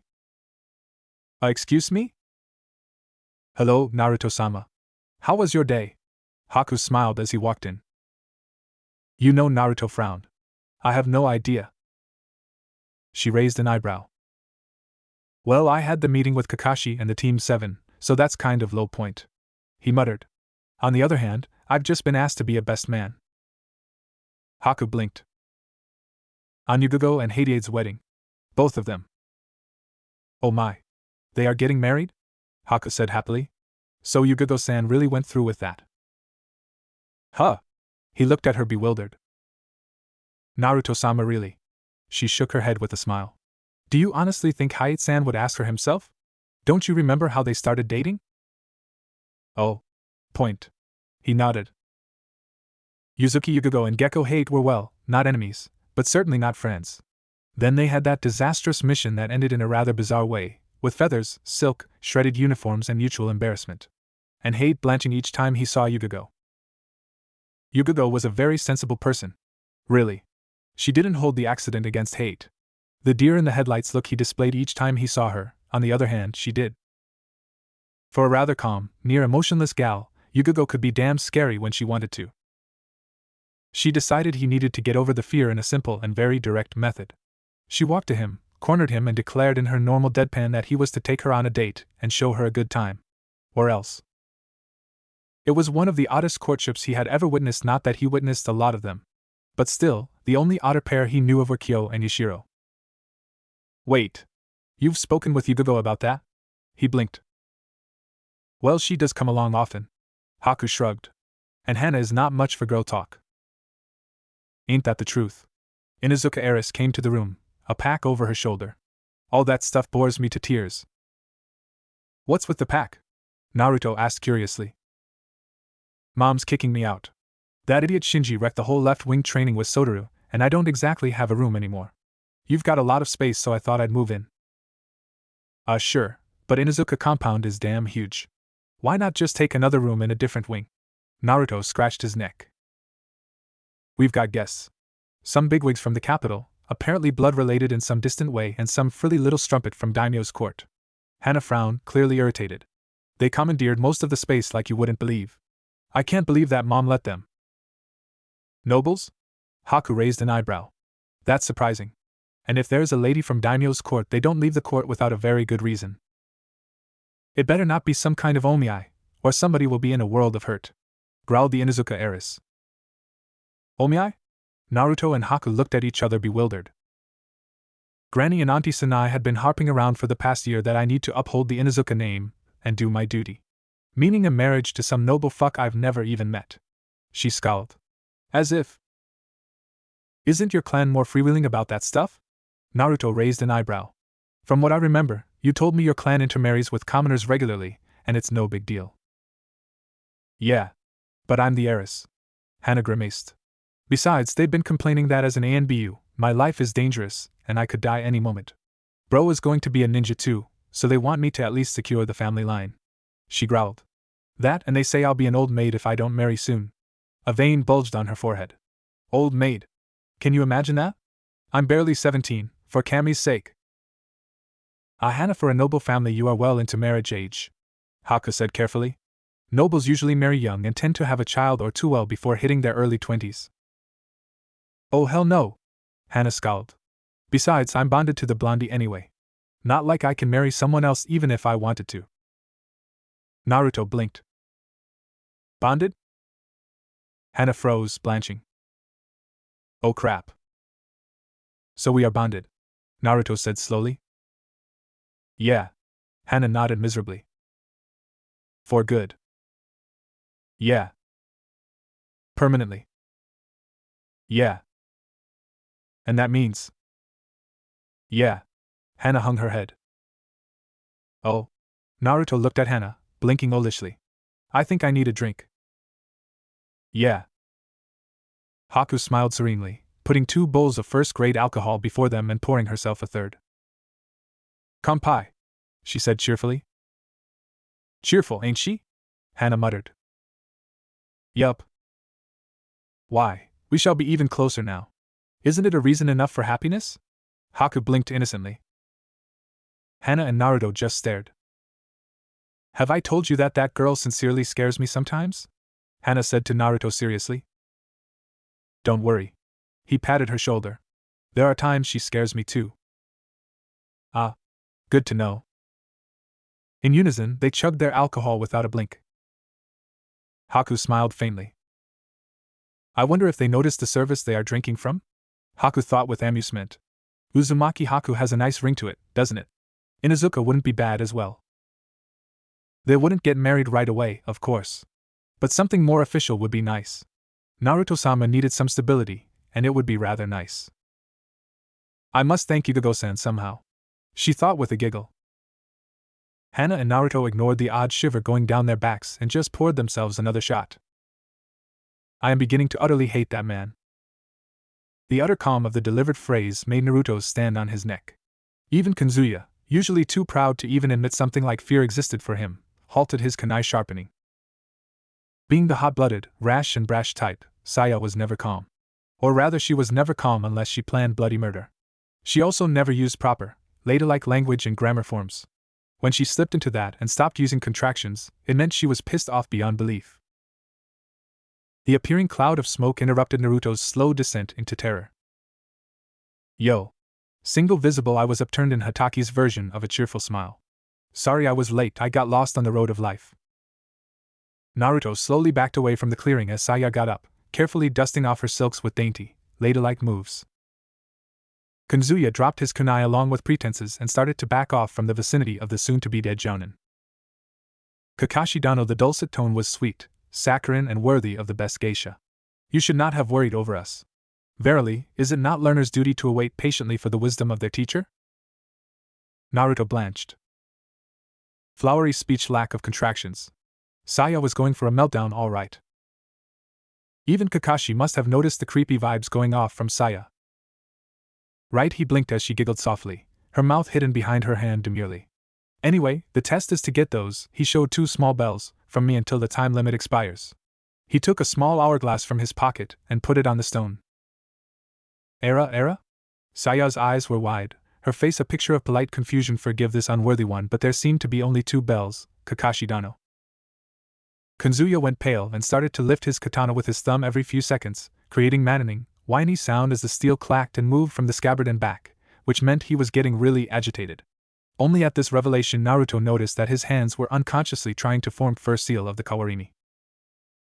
Kakashi, meanwhile, was digging himself a bigger hole with each second without a care in the world. Precisely, he said cheerfully. I advise you to come with the intent to kill, otherwise you will fail. Oh, both hands went to Saya's face, as she put on a look of scandalized agitation that wouldn't be out of place in Fire Kutri Daimyo's court. But we might hurt you. Kakashi's smile got a little wider and Naruto could actually see the mask stretching a little to accompany the eye. Don't worry about him. The explosion took even Kanzuya and Naruto by surprise, and they were ready for it. The debris, dust and broken earth from Saya's punch obscured the spot Kakashi was barely a second before. Don't worry, Kakashi Dano. Kanzuya raised an eyebrow, surveying the devastation. "SH you won't?" he said, gesturing at the figure carefully brushing off her silks. Kakashi stood few meters away, judging from his bugged eye, seriously freaked, his hand still in seal ending Kawarimi no Jutsu. Era Kakashi Dano, it is not nice to leave woman's presence with such haste. She might feel unwanted. And not saying goodbye is so dreadfully impolite. Saya admonished demurely. You should not do that, Kakashi Dano. Although it pains this unworthy one to chastise one as august as you seem to lack some crucial manners. Please, allow me to educate you. Saya's eyes lit with the familiar insane glint as she entered the stalking tiger, her favorite version of Koken, snapping her arms in a fast, circular move that revealed the spiked forearm guard she had under her silk blouse. Kakashi Dano, she said softly, the energy backlash accompanying the release of initial gate washed over the training area as her mouth contorted into a frighteningly cold mockery of a polite smile that was Saya's version of a berserker snarl. Please just die for me? Naruto's eyes snapped open as he stiffened, before relaxing. Memories, huh? He thought, surveying the familiar training ground. This place, it didn't change at all. He looked at the memorial stone, his mouth tightening as he read the lines of names, lacking that single, lone name. Hero Memorial, what a bunch of crap! He snorted, turning away. No place for failures, isn't it, you bastards? Fucking hypocrites. He reached for a cigarette with a sigh. I shouldn't have taken this mission. It was stupid. Even this place, the stupid place. He lit the herbal concoction. No backing out now, though. He looked at the memorial. Don't worry. I won't fail. I gave my word, after all. And I'd always keep it. Always. He muttered. Sooner or later, yeah. Just wait until then. He took a long drag, raising an eyebrow as he felt 2 chakra signatures closing in slowly. Wool gathering is over, it seems. Just as well. Being introspective, not me at all. His lips quirked a faint smile. Mission start. Where is he?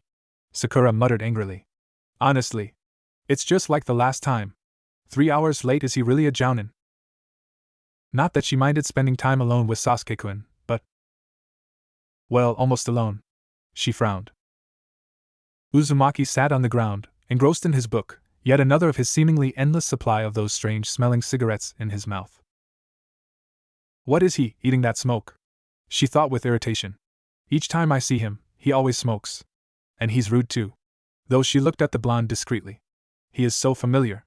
I know I've seen him somewhere before, but he said he's older, so maybe I remember him from the academy. Maybe Kakashi-sensei will know? Those two seem to know each other. Want something, Haruno? She blinked. You've been staring at me for quite some time now. Want something? He closed his book, putting it into the pouch on his back.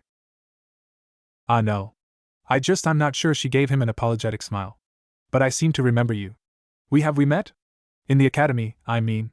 I know that you graduated a year earlier since you're 13, but…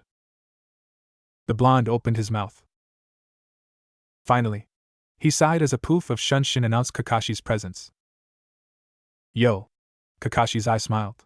I got lost on the road of life. Naruto's eyebrow twitched. He really has this whole thing memorized. He has to. Goddamn you, can't you go original for once, you asshole? He could have mentioned the whole bell test thing to his team. Sure.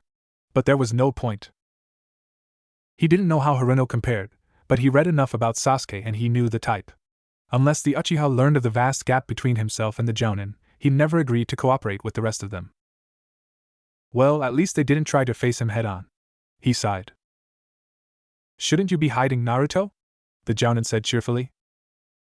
Uzumaki, bastard. Uzumaki. The blonde said with annoyance. Honestly, is your memory going copycat? The Jounin arched an eyebrow. Are you planning on facing me head-on? Do I look suicidal to you? Naruto exhaled the smoke and threw the remnants of the cigarette away. I've just been waiting to finish my smoke. The copycat sighed. I think I told you to stop. He muttered. You know, you won't be able to hide now. The fresh remnants of smoke clings to you and will for some time. Kakashi's eye upturned in his version of a cheerful smile. I have almost as good sense of smell as a member of the Inuzuka clan. You won't be able to hide, Naruto. Sure, whatever you say. The blonde waved his arm dismissively, heading for the trees lazily. And it's Uzumaki to you, asshole. Naruto. The blonde turned at Kakashi's voice. You know this test. Unless they figure it out on their own, you can't interfere. The blonde just shrugged, before walking into the shrubs. Kakashi's eye widened. His scent vanished? But… He nodded to himself slowly. Seems like you learned a few things, Naruto. He smiled under his mask. This just might be interesting. Naruto palmed his face as he watched the effects of Kakashi using Shinju Zanshu on Sasuke. That moron! Facing a Jounin head-on? He hung his head. Does he lack self-preservation instincts or something? Naruto rubbed his temples. And I'm to protect him? With him cheerfully rushing to face dangers without care in the world, Orochimaru is going to be the least of my problems. Goddamn it! Such a troublesome brat to guard. He looked at the unconscious girl next to him. And that Haruno one little genjutsu, and she falls to pieces. And it wasn't even a sea-level one. Geez. He loosened Jujin in its scabbard. No way around it, I guess. Kakashi's in the clearing, I can't retrieve Sasuke. I thought he would come here looking for me, but that's not his style at all. Lazy bastard. The blonde frowned. I can't retrieve Sasuke like that, and time is running out quickly. Still, with Kakashi in the clearing him, but there are ways around it. He smirked. Let's give you an incentive, shall we? Kakashi looked up from his Ika. Oh? Naruto, Playing bait? He closed the book. Drawing me into his own territory, which means traps and surprise tactics. But the trap is useless if somebody springs it on his own leisure. He shook his head, performing a shunshin. You've still got a lot to learn. Go after me, Hatake. Run after me. The other me, that is. Naruto grinned, grabbing Sakura. Because if you're so far away, I can perform the shunshin without you sensing it. And get all of the side benefits. With a single seal, he was off. As I thought, traps. But there is something off about them.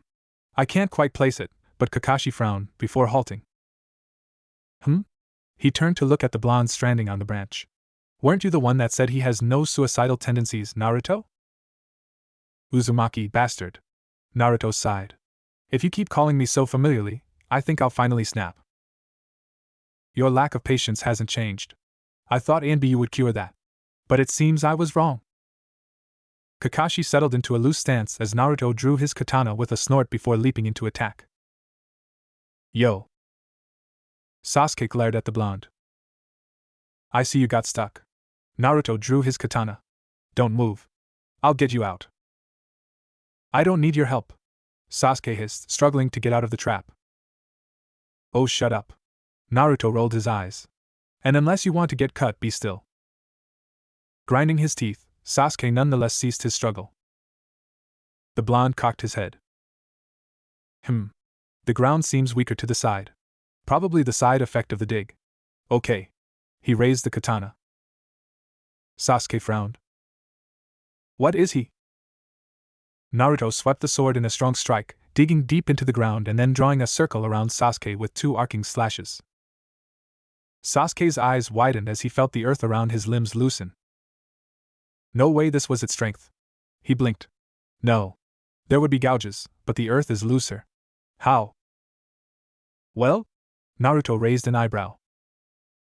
Sasuke grunted, digging himself out now that the ground was looser. What kind of jutsu did you use? He demanded, shaking off the dirt. Not a jutsu, Uchiha. Vibration. Sasuke's eyes widened as he saw the dirt fall away from the sword without Naruto moving the hand even an inch.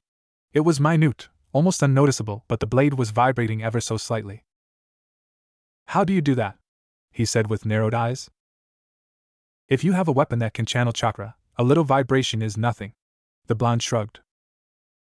I see. Chakra blade. Sasuke thought with disappointment. A pity. That kind of jutsu might have been useful. He frowned. But where did a genin get a chakra blade? Those are expensive. Very expensive. Sasuke Kyuin. Sakura jumped up, awaking from her forceful slumber. She blinked as she saw both Naruto and Sasuke in front of her, looking at her with bewilderment. Sasuke Kyuin. She squealed. You're alive. I was so worried. She sniffled. I thought I saw. So that's what he used. Clever bastard. Naruto chuckled, before stiffening. Already? Damn. I overestimated the time. Okay. Enough. Since we are all together now, we can do it right. He turned to the genin candidates. He cursed as he felt Kakashi's shunshin. Time's up. Kakashi's eye upturned cheerfully. Naruto looked at the hourglass on the tombstone, and his eyes widened a fraction. That bastard, it seems he did change things, after all. Kakashi looked at him calmly and Naruto smiled mirthlessly.